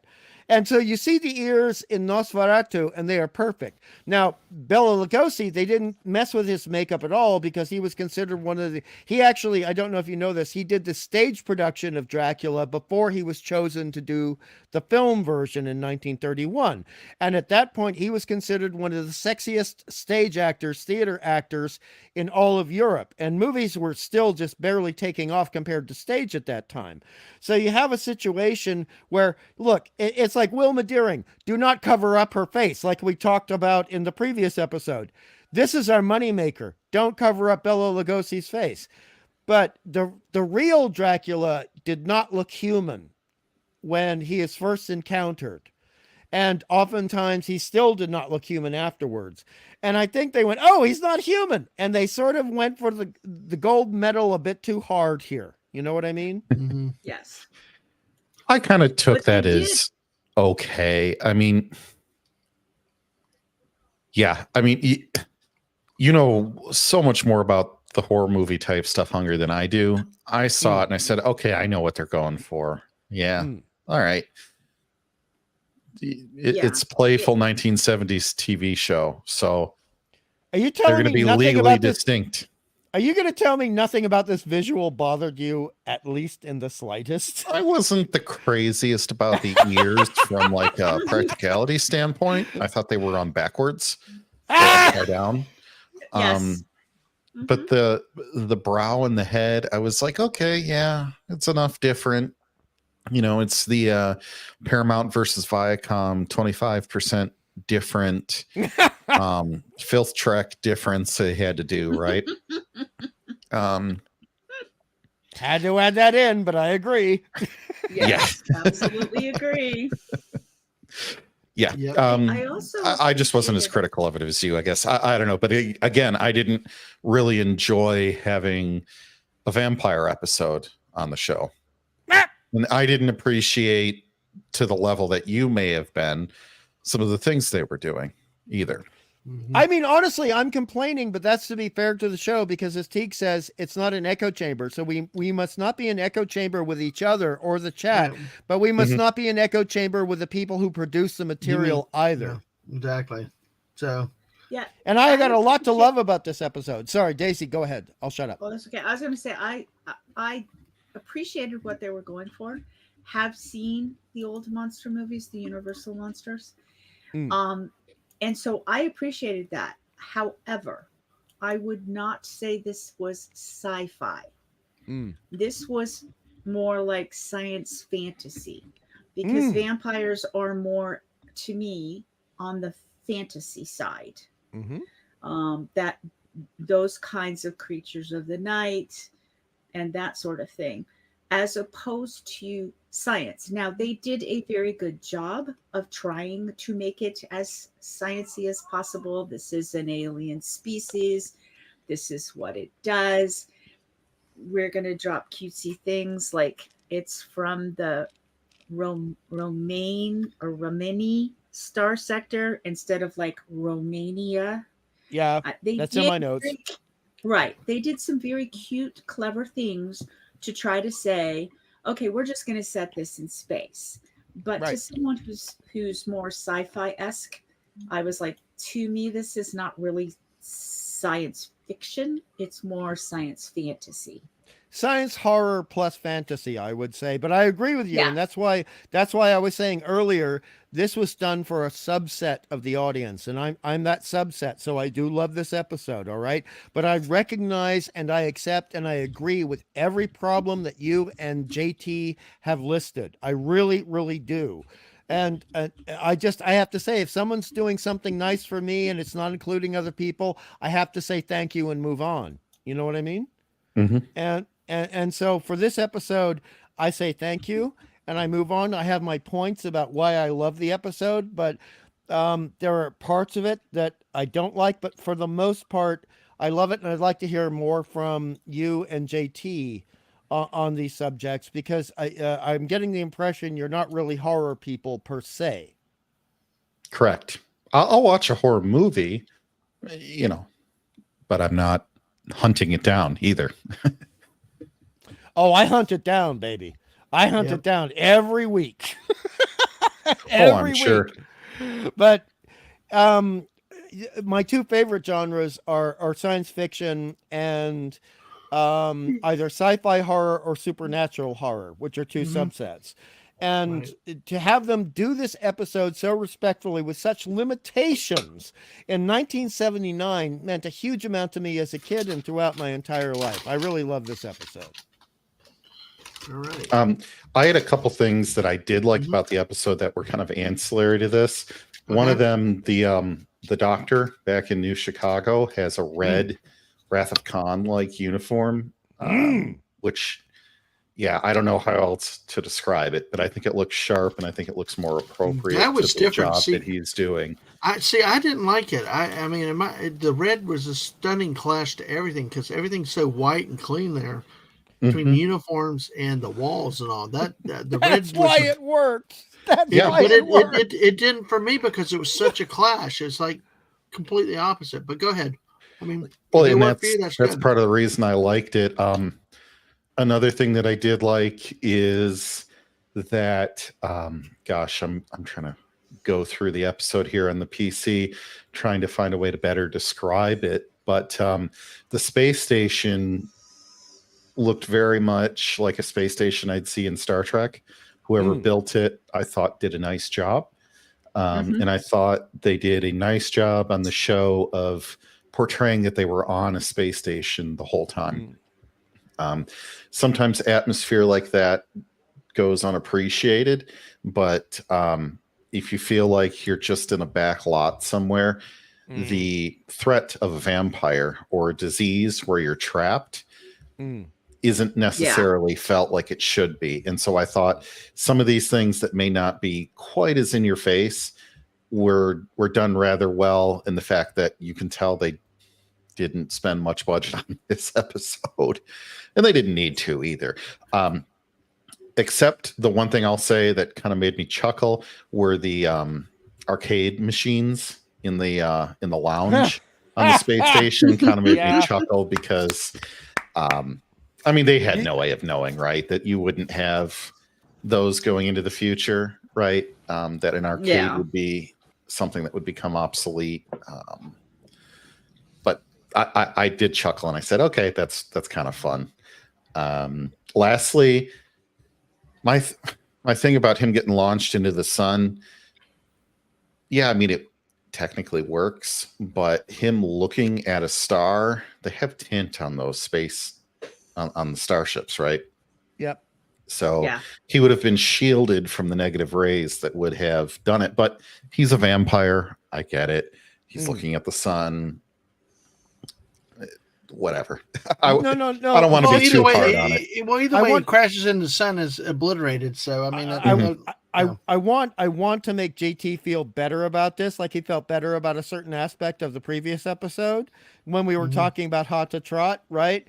Okay, so this episode is really going off Nosferatu, the German 1920 silent film. It's not going after the films that were made afterwards with Bela Lugosi. And in Nosferatu, the vampire Graf Orlok is actually killed by exposure to sunlight. So they're doing a direct tribute to that. It's a direct tribute. And that's kind of what I thought it was. I was just like, well, the harmful rays would be blocked by tinting and, shielding on the glass, but hey. I get it. But there's a direct contradiction between supernatural stuff and science fiction stuff, and we can't get around that, really. You know what I mean? Yeah. Right. And I loved Wilma's acting. I thought she did well. I agree. Well. I'm glad you brought that point up because I do agree. I mean, this is the first time we got to see her really emote and stuff like that. And I think she wasn't cardboard. I think she showed the terror and and then when she got really hot and bothered. She was convinced. Well, no, but she really came on strong. I mean, that was like, whoa. I mean, I'd never seen Wilma Deering like that.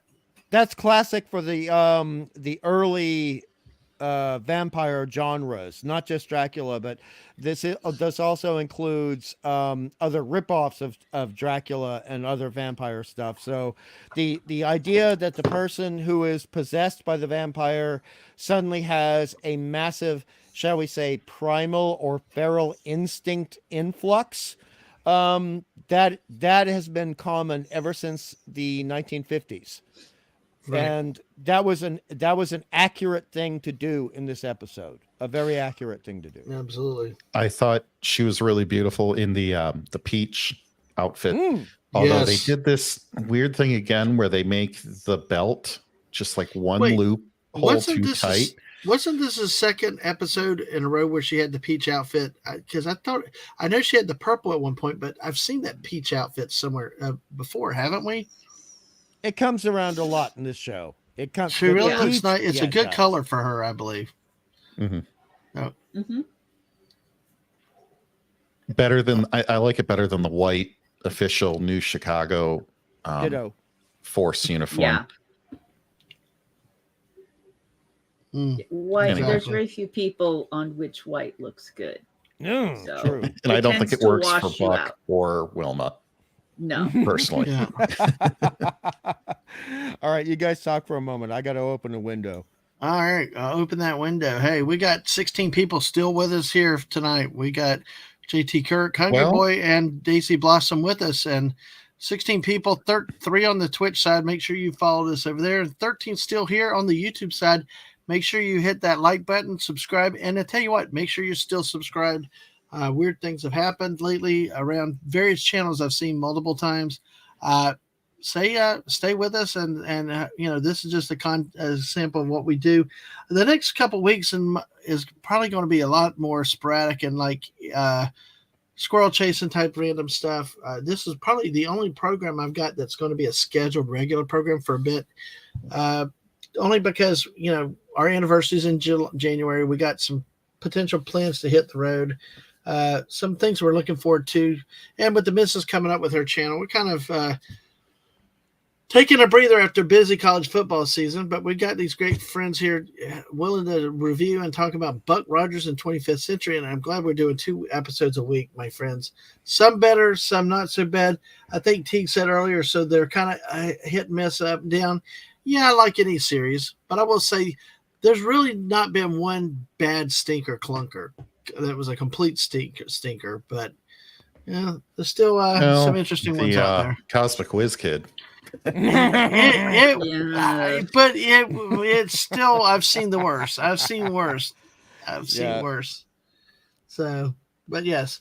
So anyway, well, let's talk about the ending on this one, and maybe we'll wrap up. I don't know how much. God, I had so many notes. Okay, then no, we can do it. Then take it, Hungry. Before we talk to the end, you go. I mean, Daisy or JT, do y'all have any more notes? Daisy? Let me see. Oh, I believe I detected. I believe I heard. Yeah, I'm a robot. Exterminate. Exterminate. Salt shaker. Sorry. No. Exterminate you first, human. I believe I heard some quote unquote spooky like music right at the beginning. Yes. Just after the normal intro song and just before the episode started. I thought that was very cool. And in other episodes, and I like disco music. I was a teenager in the 70s, and so you could dance to it. In this case, I liked the music, and I didn't have any notes about, oh my God, that's awful, and So I thought that was cool. We already brought up the stuff about the station. I'm just trying to see if there's something we didn't really. The one odd thing, and I know this is a budget thing, but in the beginning, when the Vorvon Yes. is not in his we can see it form, and he's that red weird The blobble. The blobble red thick flat. It didn't even look.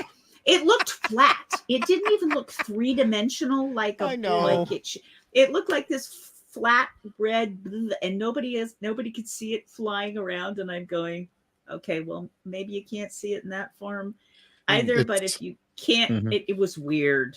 It's one of the blobs from like That Which Survives before they materialize into a human and say, "I am for Kirk." Which is also kind of a vampire episode. Anyway. Am I going to have to defend the blob? Oh. Okay. The blob. No, keep going, Daisy. Keep going. So then it becomes this kind of huge, flat, 2-dimensional red thing. And then he appears, with the arms crossed. I get it. It's 1979, and it's TV. I have to keep reminding myself. Back then, but even back then, I would have looked at this and gone, wow, the special effects are just not so great. I understand the story and all of that. I also sometimes he had the spiked teeth, and sometimes it appeared as if he didn't. Yeah. Kind of when he really started talking, it's hard to talk with the vampire teeth. So it appeared sometimes that they had to take the teeth out. And since he never actually bit anyone because he wasn't draining blood like a vampire would, he was taking out their life force or their soul. Yeah. I was like, so why do you have the teeth? Other than, yes, you're going for a scary movie vibe. But the teeth seemed a bit, why would that species evolve with those spiked teeth? That was in my notes. That was in my notes because the thing is, we see twice in the episode that they're using the forefinger and the pinky finger in order to take things out. So in terms of evolution, and I'm speaking to you as a teacher so you understand, why would the fangs in the mouth be developed? You would more develop the talons on the forefinger and the pinky finger. And there is no reason for fangs to be involved at all, except for the fact that it is a visual trope of the vampire and people expect it. And I get that. But the science fiction part of me, like you, is a little bothered by the fact that we're getting so much focus on the fangs when the fangs don't do anything in the episode. They serve no function. They serve no function. However, he did have the talons were black and long when he put them against the neck. The other thing is you're trying to suck the life force out of someone. I get it. We did that through the neck because vampires bite you on the neck. But I'm also thinking, could you not do that from just about anywhere on a body? Because their life force flows all the way through your body. I know. Those were just, I got it. I get it. It's a reference. And we left the 2 little smudges on either side of your neck instead of bite holes. But yes, the science part of my brain went, why? Yeah. Now, can I address your point about the glowing red blob? Yes, please. I just didn't get that blob. That blob was just like, I mean, it's like spend a few more bucks. I know you used up all your budget on something, but dang. I got tears coming down my eyes right now, but I'm not kidding. But the thing about the blob is it's a visual metaphor, and sometimes you have to do that in television. So the blob represents something that is classic in the vampire mythos of where vampires are able to turn into a mist in order to go under a door and get into a locked room. Oh, And okay. yes, Sorry. that's amazing. What That's that was. right. Okay. And then you see the mist, and then the mist coalesces into the physical form of the vampire. So in this case, we have the red glowy blibbity bloppity ball that will then suddenly, when Wilma is looking at the vampire, the Vorvon, will transmogrify into the physical form of the vampire. And so they're trying their best to be traditional, but trying to make the it red ball sci-fi. didn't work. The red ball didn't work. It didn't work for me. should have done something. They needed to make it more mist-like. Even if it was keep the mist. If you're going to do it, keep the mist. It didn't look like mist. Yeah. Well, I mean, it was even a bad red ball. You know, it's like. Well, mist in German means crap, so I guess it did look like that. Okay, guys, God, that's very funny, JT. You're killing me here. Hey, remember Buck left Earth in 1997. He saw the Wrath of Khan. He knows you don't let the crazy guy come back. Throw him in the sun. Only way to be sure. all I'm saying is I am explaining, not defending. I'm just explaining, not defending. That's Buddy Hepburn said he has to open the old Milwaukee cans. So nice one, buddy. Nice one. And then another nice aspect of this show, although this is more sort of vampires from 1978 to 1982, is that we have the creation of The Walking Dead, right? And that is a small, very tiny part of the old vampires. It's really vampires from 78. So I think they were taking on from that. And we also need to remember that Night of the Living Dead had come out in 1968. Dawn of the Dead had come out a couple of years before this episode, and Glenn Larson loves to rip off anything that he thinks is going to work. So I liked it. Even his own work, he rips his own work off. So yes, true. Sort of Poopa said things like that would exist for one purpose: to make deep penetrations to maximize the flow of nutritious blood, just like his fangs exist to shred delicious noms. Right. I still have a bit more, unless Daisy and JT want to add some. Daisy, JT, you guys want to go? Go, Daisy. So, this is off topic, but still on this plot thing. The whole, when they were back on Earth and Dr. Hewer and the plant and the whole, he's killing the plants. And he did what parents try to do when the goldfish their kids won at the fair, which they don't do anymore, but you used to be able to win goldfish, and the poor little thing would die, and parents would try to go to the store and buy another one and hope the kid didn't realize that Fluffy doesn't look the same in the fish bowl anymore. so the moment he gets, so the whole thing about the Agrobots coming in and no, and he gave it to me, and then yes, so when do you want them to come? Theo goes, when do you want them to come? And he goes, immediately. When they couldn't save the plant, and he gets a geranium because he gets a philodendron. He said one philodendron looks like another, and I'm sitting there thinking it wasn't a philodendron, it was some form of rubber plant. And at the end, the joke is Buck goes, and all the times I've been taking care of plants, I've never had an Indian rubber plant turned into a philodendron. I thought that whole thing was cute. That. Yes, it brought Dr. Hewer in because you could only have his character so involved because you needed it to look like Buck had the EL7 virus and was hallucinating. So you didn't want Dr. Hewer backing him up. So you kind of needed him in the episode doing something else rather than go ahead. No, go ahead. No, you. I thought you were done. I apologize. Oh yeah, no. I mean, he was involved, but you would have thought Buck and or Wilma, before she became under the influence of the Vorvon, they would have had more contact with the Earth, especially since they didn't know what was going on. So anyway, I thought that whole little subplot with the plants was funny. Oh, I loved it. And I loved the fact that Dr. Theopolis suggests bringing in an agricultural droid to help him out with it. That was actually very cute. That was good science fiction to bring that up, because we all see that all the cybernetic life forms have different purposes in life. And that was a lovely little moment. And I thank you for bringing that up, Daisy. Thank you. Okay, you can go now. Yeah. What about JT? Because I got to unload on a couple of things. Yeah. Just two small things real quick.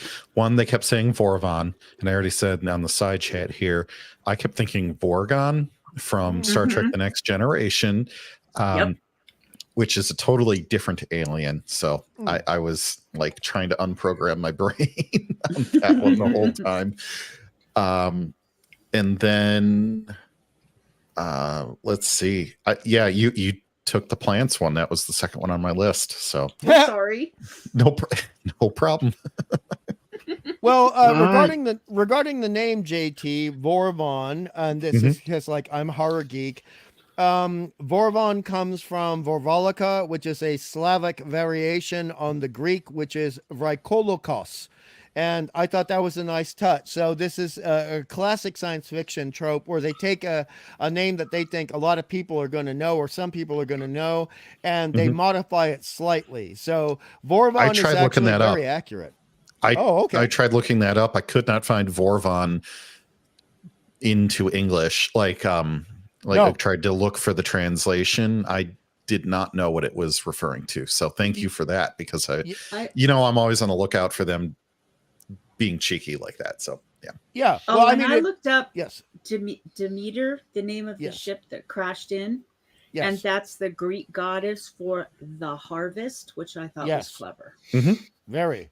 Because Dracula is harvesting the people, the crew on the ship. Yes. It's actually a brilliant piece of antiquity knowledge on the part of Bram Stoker, and for them to actually call the ship the Demeter in this episode. Hey there, pretty deep. Hey there, DJ. Play nice. Hello, DJ. Guess you've been lurking, but got to roll out. Thanks. Hey, Happy New Year to you too. Happy New Year.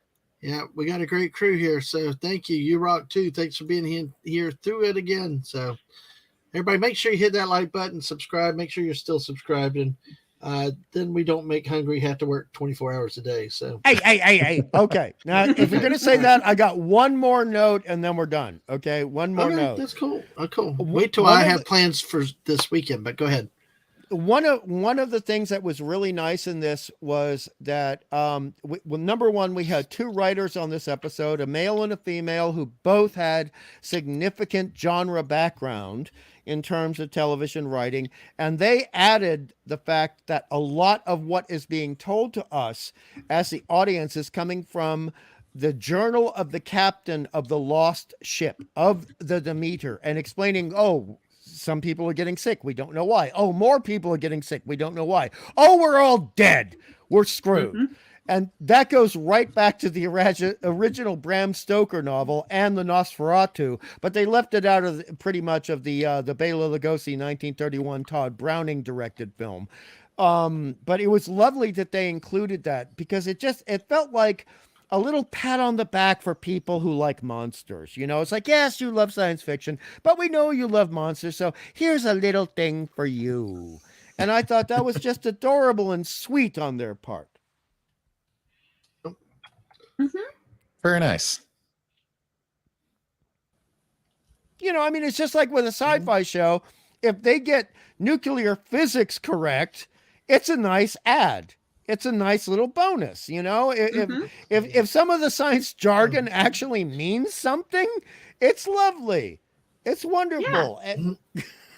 I did all of a sudden realize that there were two more notes on this that I made that jumped out at me. I found one too. So you go first. Lots of hand shooting. Lots of hand shooting. Pew pew from the hands. That was like even Dracula was pew pew shooting from the hands. And the other thing was, we talked about Hot Women and how Hot Women it goes and stuff and the look.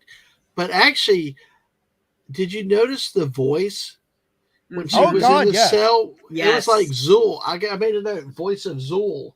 It's like, and it was like, she's beautiful, hotter than usual, but then they distorted that voice into some kind of foreign creature. Which may seem to be a small detail, but, it really did something, you know. I had that in my notes, but I was leaving it out. I got the Zool feel too. I got the Zool too. Yeah.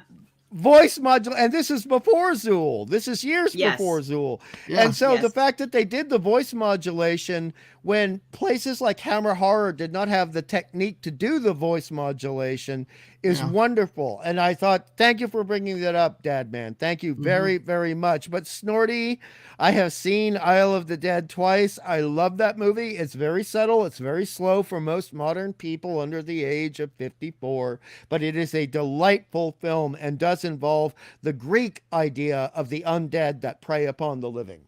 Absolutely. All right. Well, any more notes you've got, Hungry? Don't challenge me. Let's go on. No, I mean, seriously, I mean, I got everything. I think Daisy and JT, we've pretty much maxed out what we did with this episode. So unless you have more, we'll kind of give our overall assessments with this one. I got one more. One more because we joke about Glenn ripping things off all the time. Yeah. Okay. Now, when you have the first scene with the doctor, and he was a great character. The guy who played the doctor was a great character and a great character actor. And he pulls back the shroud to reveal one of the undead. He says, they're alive, but they're not alive. And that is classic vampiric lore. But the pillowcases are made of the same material as the spacesuits that the family Robinson wear in Lost in Space, the original 1960s series. Really? Yes. I love that. I love that. So, Dadman, take it away. All right. Well, we're gonna go ahead and start to wrap things up. We've been at 2.5 hours. Actually, we spent an hour. Well, we did about 20 minutes on the cat, and then so we did over an hour with the first episode. Then we've done,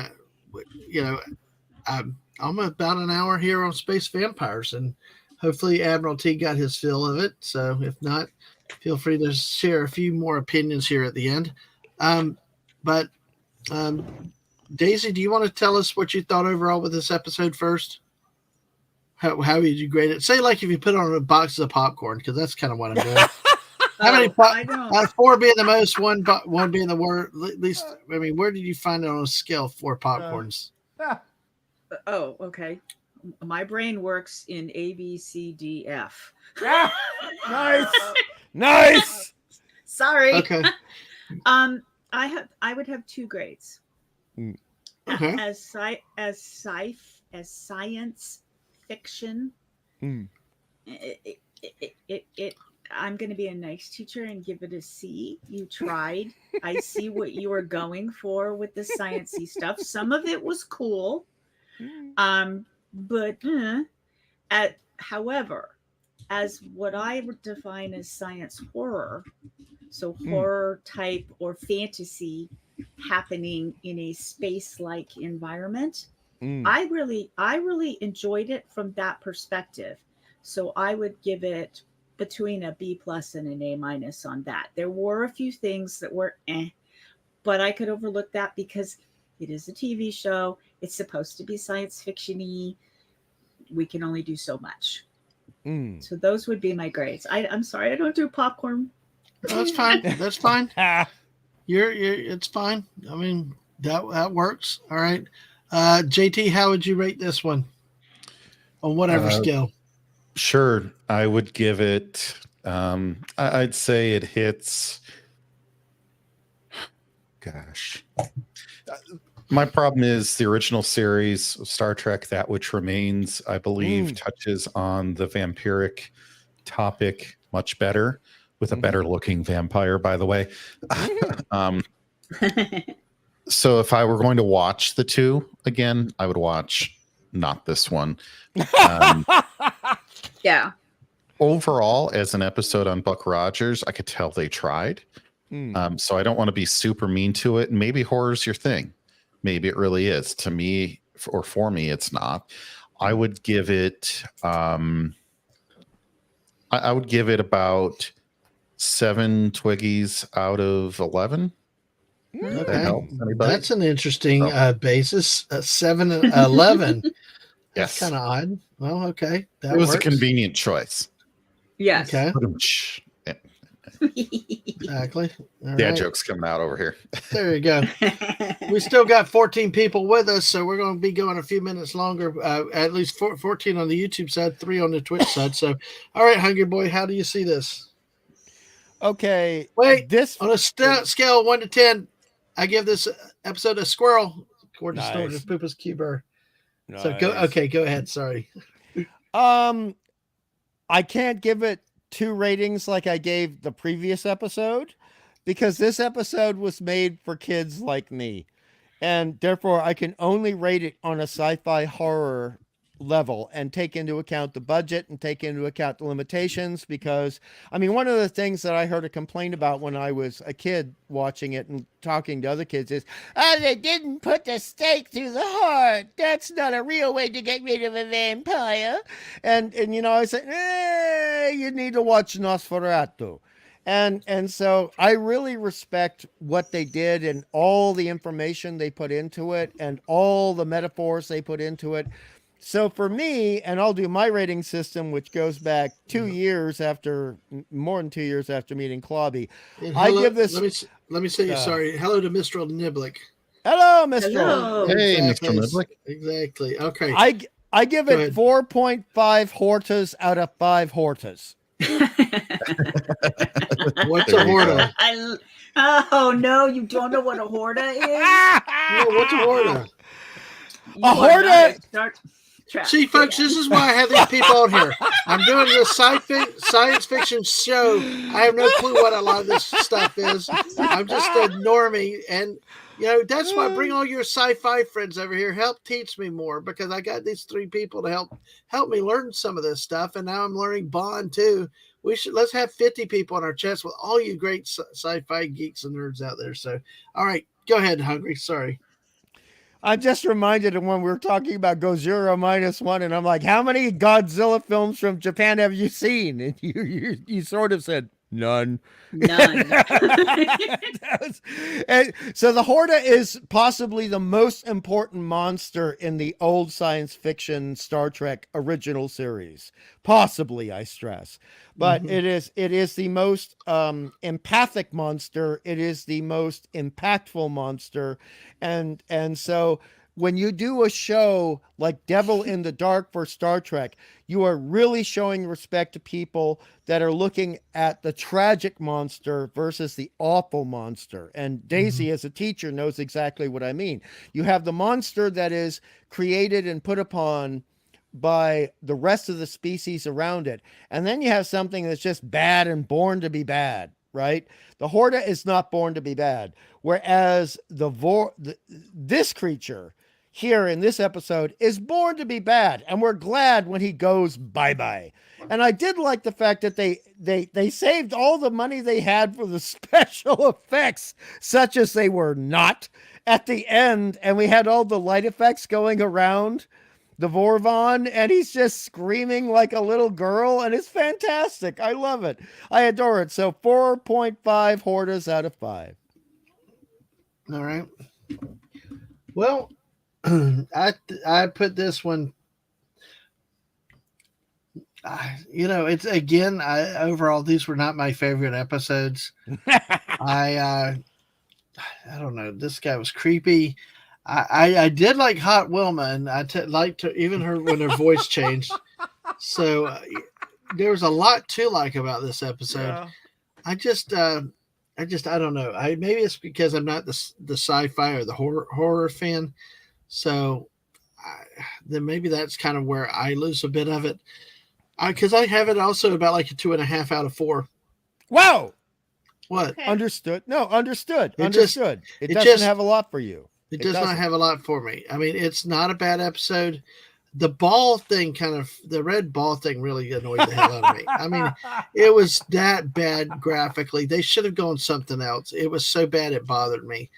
And I couldn't overcome that was a horrible thing. Then how conveniently that 1 minute the commander wants to lock them all up, then the next minute he's all of a sudden believing them was a little bit of a quick flip. Because I also didn't understand why he wanted to lock them up to begin with. but I don't know. There's just something not about it. But hey, if you liked it, if you loved it, it's good. Not a bad episode, I will say. This one, even though they had the hand shooting, really didn't have a lot of the bang bang pew pew. At least as I judge it, and it probably is why we've gotten 4 episodes of just talky stuff. I mean, these 2 tonight reminded me more of nighttime soap operas than they did a science fiction story. I mean, it really did. Now, maybe it's just me because I don't have y'all's background on the sci-fi, the comics, or the horror. And so maybe that's just from where I'm coming from. It comes off as more nighttime drama program than what I think is science fiction. I know there's technical differences or science fantasy, whichever you want to call it. I'm not laughing at you. I'm laughing with you because I get it. I get it. I mean, that's why I can understand why y'all likes this so much more than I did. I just see more talky and talky. You know, I mean, I like talky. I like the flying spaceships. I will tell you, this episode kind of made me really like the one earlier one a little bit more because boy, I like Horn Dog Twiki. Dude, that guy's a stud, man. Well, they did do a cool thing when they were flying him into the sun, and she needed to separate her part of the ship so she wouldn't go into the sun. Right. They did. So if you watch the Apollo, and they would show us the separation of the one section of the ship was separating from the other, and you would see these steam they weren't steam, but it looked like steam jets as the other piece would fall away. They did that perspective at the end when she separated the ship out. I liked that. Ditto. Yep. I did like the ship separation. I did like the way they jettisoned him in the sun. I thought that was a good way to deal with the bad guy. And it made sense, you know. I was waiting on that, Dadman, to have kind of like an Alien kind of ending where like, okay, they get off the Nostromo or whatever, right? But then maybe the vampire kind of, I don't want to ruin Alien or Aliens for anybody, but I thought maybe that wouldn't be the last we'd hear of the alien. Like maybe we'd see the red blob or something else one more time, you know, just to kind of give us the, oh crap, he's not really gone. But that would be Star Trek like too. Sometimes the aliens that were able to go into red blob type states, they would disappear out of the ship and go off somewhere else in space, so they weren't entirely gone. Okay, I gotta say something about the red blob. All right, you guys are not horror people. It's a corpuscle. It's a red blood cell that's pulsating. That's why the red blob. Okay, I got it's a vampire show. That word is too big for our vocabulary. What if you're gonna have more then let's have some more blood sucking or something like that. Or cleavage. In vampire films, there's always cleavage. Snortopoopas Cuber, Dadman, let's talk you more pew pew. Exactly. So it's like this, Mr. Niblick. If Days of Our Lives was written by sci-fi writers. Nice. Red blob lives matter. Well, to be fair to Dadman, I was adding up the amount of screen time in which Wilma is basically talking about why she's uncomfortable, how she's uncomfortable. You know, maybe she wants to get off the space station, and there's a lot of screen time dedicated to that. But again, that is part of the vampire genre. That's what they do. It's a very talky effing genre, which is why I don't like it as much as the Frankenstein genre. Yeah. Oh, see, I like vampires better than Frankenstein. Frankenstein makes me so sad. I know.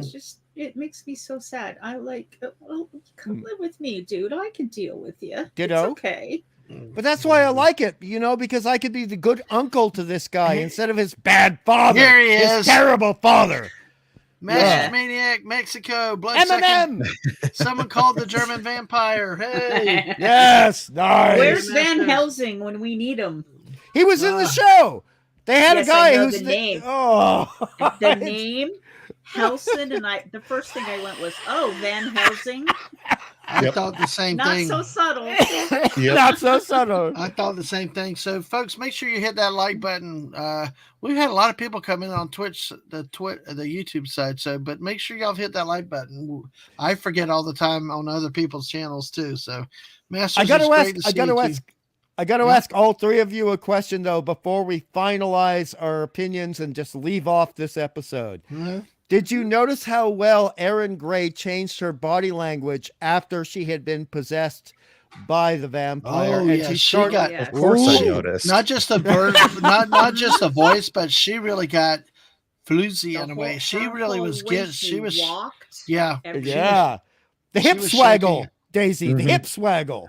Yes, just the whole sensuality, not just sexy. The sensuality change. And the voice and the whole mannerisms and everything was like, wow, she did that really quick. She went from, in one scene, she was Wilma, then she got possessed or whatever you want to call it, and bam, on a dime, she turned to that. That takes talent as an actress. And there was a scene, and this is the first time in the episode where the series, where she actually truly tries to seduce Buck. First time. And it almost never happens and pretty much doesn't happen afterwards. But the vampiric possession, that's going to do it to you. You're going to get a little bit horny. It's part of the vampiric thing. But I agree. It's part of the vampiric thing. It's You're romance going to start plus looking horniness. for sparkles. No sparkles. No sparkles. No sparkles. You guys and your sparkles. Hey, but hey. Masters, I am present. I'm Vlad Maniac. There you go. Vlad Maniac. He's missing both English and Deutsch. So Phantom says, so an old Vorvon was defeated by a possibly older human. Two guys fighting over a girl. One of them is going to wind up in the sun. Yeah, that's pretty much it. Mm-hmm. So, all right. So that's what we have it tonight. Story about family. Exactly, family. Yeah, all Vorvon wanted to do was to have a wife and kids and stuff like that. But no, Buck Rogers couldn't do that, could he? No, just and the damn red bouncing ball. That ball bothered me. It really, really did. It was like fill in the damn blanks. There was too much Misty stuff. So, all right. So we got. Oh my gosh. All right. Did we lose Hungry or he's just muted? So he's muted. All right. So we're going to, there's something I do want to tell. Snortapoopa says, for those that don't know, mist in German is a pretty crappy word. Yes. Yep. JT told us. Yep. Although the game with the Y instead of the I is a beautiful game to play.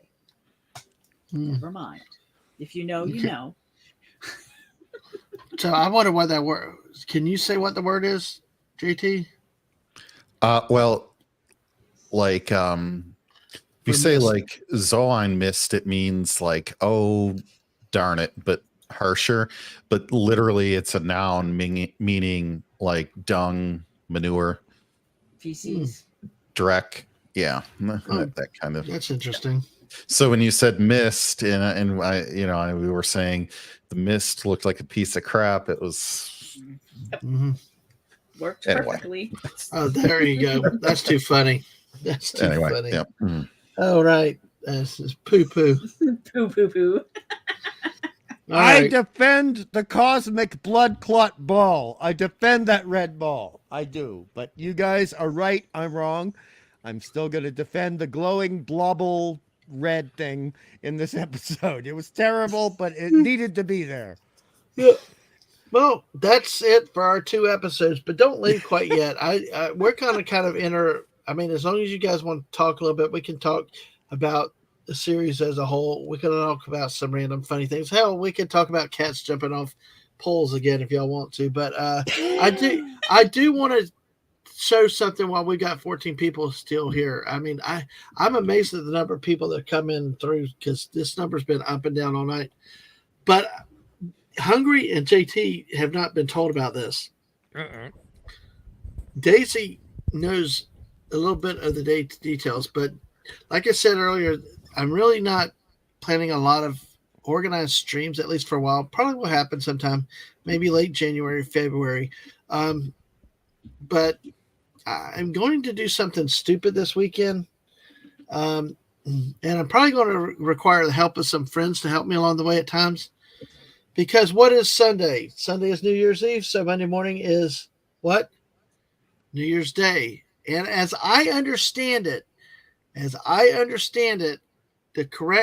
first region that will celebrate New Year's Day is like some islands just east of New Zealand at 5 o'clock Eastern, 5 a.m. Eastern time. Then it moves west from there, eventually to New Zealand, and then to Australia in segments, kind of like does the States. But here's my plan is, where in the world is Dadman Walking 55 this year? Oh. This, let me get this thing off of here. 24-hour celebration for every time zone. Yes, I'm going to try to do a 24-hour stream again. This will be the third in a year and a half. I'm insane, but and actually probably third in a year, I guess. But, feel free. I'll have people try to give friends to come through from time to time and help out and keep me awake and maybe talk some things. We do some games, probably some memes, probably some where in the world, where in the USA type stories, a mixture of things. There's also probably going to be some Fortnite at times to help break up the monotony, which means we will be moving from between streams, probably about 6-hour increments, where we'll do a stream and then we'll cut it, start a new stream. Because what Fortnite does is that they also, every hour around the world, they shoot off fireworks and counting down for the new year in the new time zone. So, yeah, counting down. You're back. You're here. You made it for it. Yeah, good luck. I know exactly with this. So, hey, exactly. And yeah, we can do stuff like that. It's going to be a mixture of different things. Right now, I'm got to figure out what we're going to do, how much talk, how much with games, that type of stuff, and then we will work that out. But this is a new thing. Unless I decide by Sunday to say the hell with it, I've been off too much. But I'm going to try it. We're going to try it. What will be interesting is the last 3 hours, because once Hawaii hits its time at 5 a.m. or something, and then there's like a couple more zones after, I don't remember the time zones. I looked at it once and I can't even keep them straight. So it's going to be fun. I do have to ask, I'm going to ask why you're doing this, right? Because the only time zone that matters is Eastern East Coast. time. I know. I don't know, because I'll be honest in a way. So yeah, right. I'll be honest, because I got a lot of people around the world, especially Ragnar came through in Germany. There's a lot of people in the UK, Germany, South Africa. And, I don't know. I mean, they may be out partying, but you know what? If they're not, then, hey, be here, try that, do something. I don't have to go back to work till Wednesday. So, why not? I'll try it there, and just see, that means Hungry Boy, you better be up for early off. I will do my best. I'm 17 hours. I'm more than 17 hours ahead of y'all. So, you got to take that into account. I know, but that's why it should be a good time of day. I'm going to be the one up in the early dawn hours. But yes, Phantom Outsider say, want to do a few of them as shift work, then you can catch a nap here or there. We'll see what happens. I don't know. We'll figure it out. But I've done 24 twice. But I will say what we learned, Lisa and I learned from the Fortnite one, was it's not good to do one thing all the time, because that led to, that was like, what do we do now? We had that one lull where it's like we couldn't do anything. We just talked. The one where I did where we broke up the different topics, different things, was not so bad. It was much easier to do and having more people on and involved. So Master says, dear Santa, I wish you bring me a new year, as the old one really is broken. Yeah, absolutely. So nice. Exactly. Lisa, there's a lot of people. Lisa, hey, you made it. Happy New Year to you, Lisa. Good to see you. Happy New Year. just about Lisa always comes in at the end because she doesn't give a crap about Buck Rogers, and I appreciate that. But she's been listening. She comes in, she says hi. That's what is important because she loves Battlestar Galactica, though. She loves Battlestar Galactica, and I know, Star but Trek. you know what? She's also the person that did the 24-hour Fortnite stream with me too. Mm-hmm. So that will always be greatly remembered because and like I said, that 5 o'clock hour was like even both of us were about to we even talked sports ball. That was what's so great. So the Bears coming after her for the mushrooms. He wants his mushrooms. Yeah. Wants some mushrooms. And yes, all the 7 US time zones alone. See, the thing is the US is going to be on the back end of it, and that's going to be the harder part. So, but chance to get to everybody else. And we gave her company while making sauerbraten and ginger snap gravy. And she's just trying to make us hungry. I know. At midnight. So, but anyway, thank you for that. That is interesting. I hope she posted pictures of that because I still am interested to seeing what that is about. So there's Snort's mushrooms. Yep, Midway. Yes, exactly. Midway is way out in one of the last zones out in the islands. Yeah.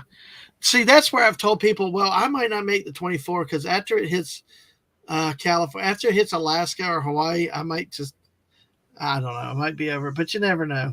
Lisa said we'll post tomorrow. So yay. And 1 Mexican time zone as well, my friend. Absolutely. And like I said, I probably will have different people on with this one and at different times and have some fun. Because like I said, part of the thing is we are in an international program. The more I learn about it, we got a lot of Americans, but we also have masters in Mexico. We have Ragnar and a lot of others in Germany. We have other people in the UK. We have people in South Africa. And a lot of quite a few like you, Hungry and Shooter in Australia. Mm-hmm. So it's just amazing. So, hey, just I don't know. It's just kind of one of those things.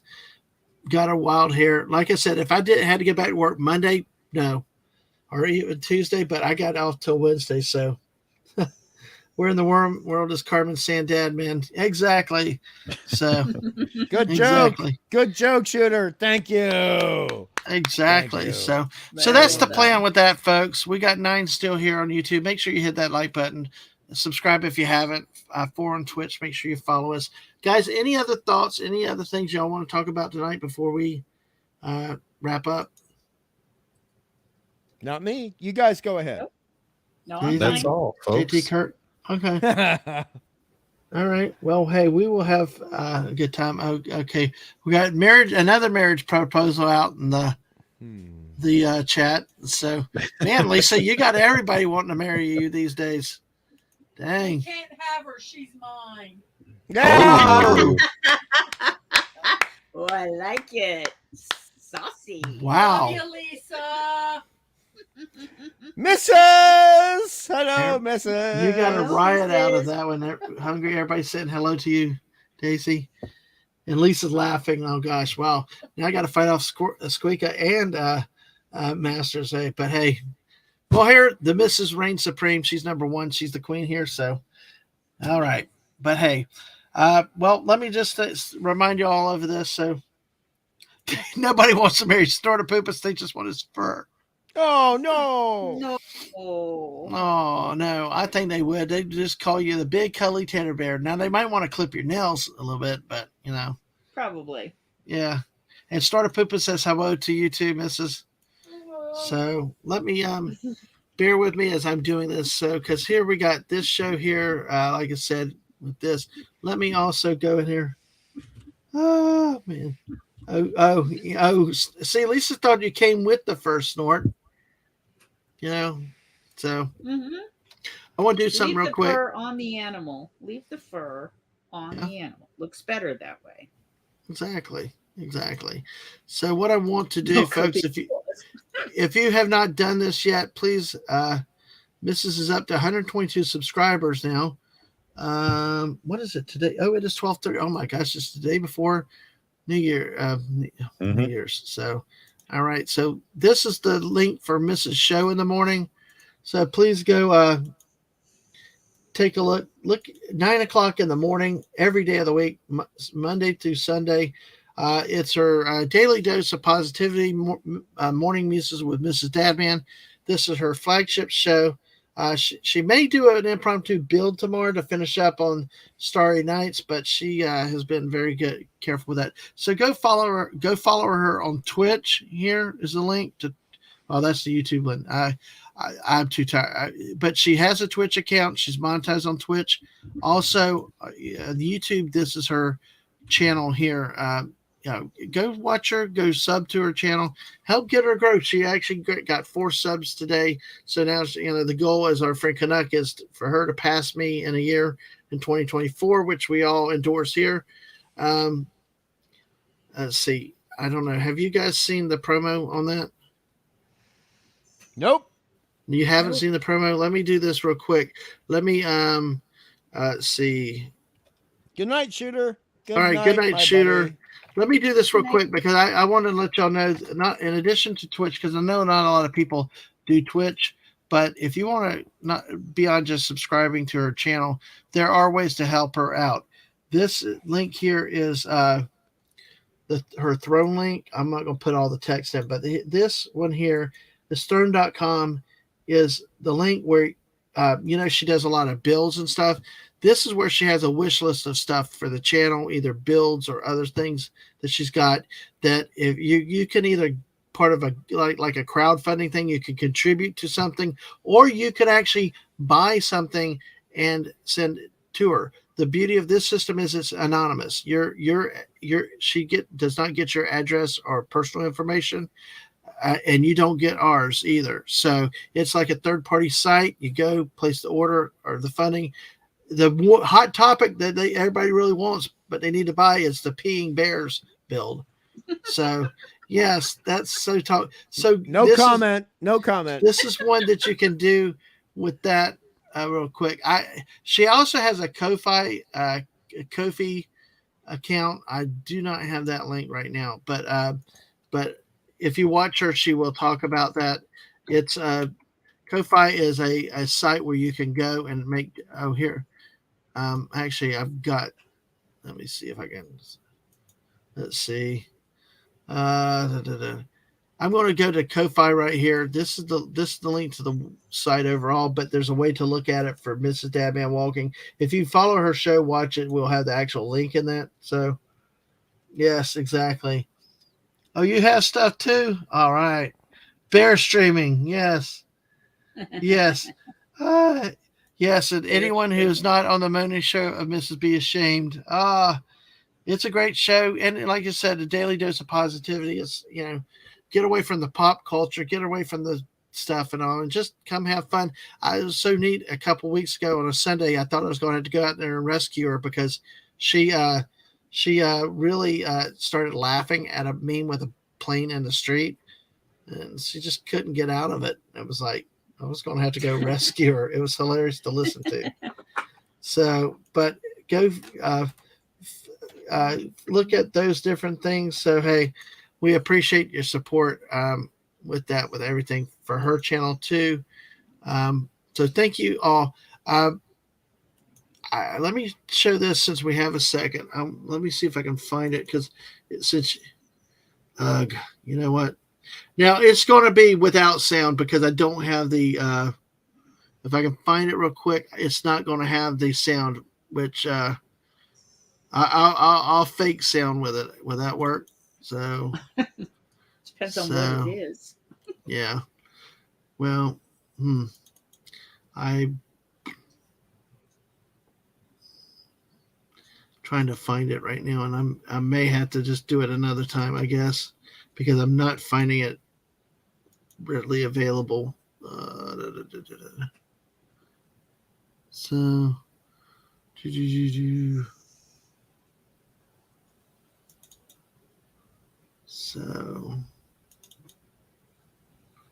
all right, that's not that.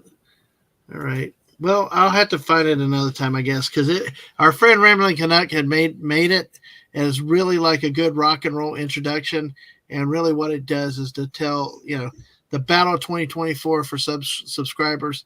And the goal is to get the misses above me, which I am wholeheartedly in support of and think that that's a wonderful thing. So I'll have to find it another time. On YouTube or Twitch? On YouTube to pass me. Gotcha. Yeah. Of course, Twitch too, if it works. So, crap. I know I had this stupid thing here, but anyway. Oh, wait. Did I find it? Yes, I think I found it. So, like I said, though, it's not going to have the. Give me 1 second. Let's see. It's not going to have the. It's not going to have the sound, unfortunately, but the graphics itself are really, really neat. So, just waiting for it to load up here. So.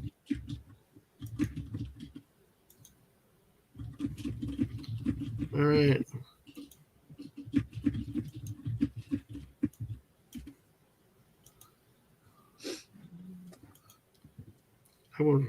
Here we go. Mm-hmm.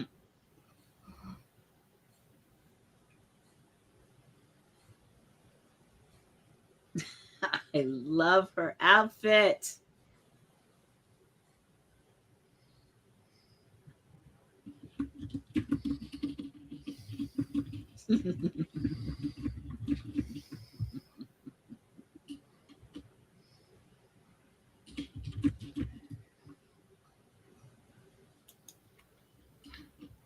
Now, just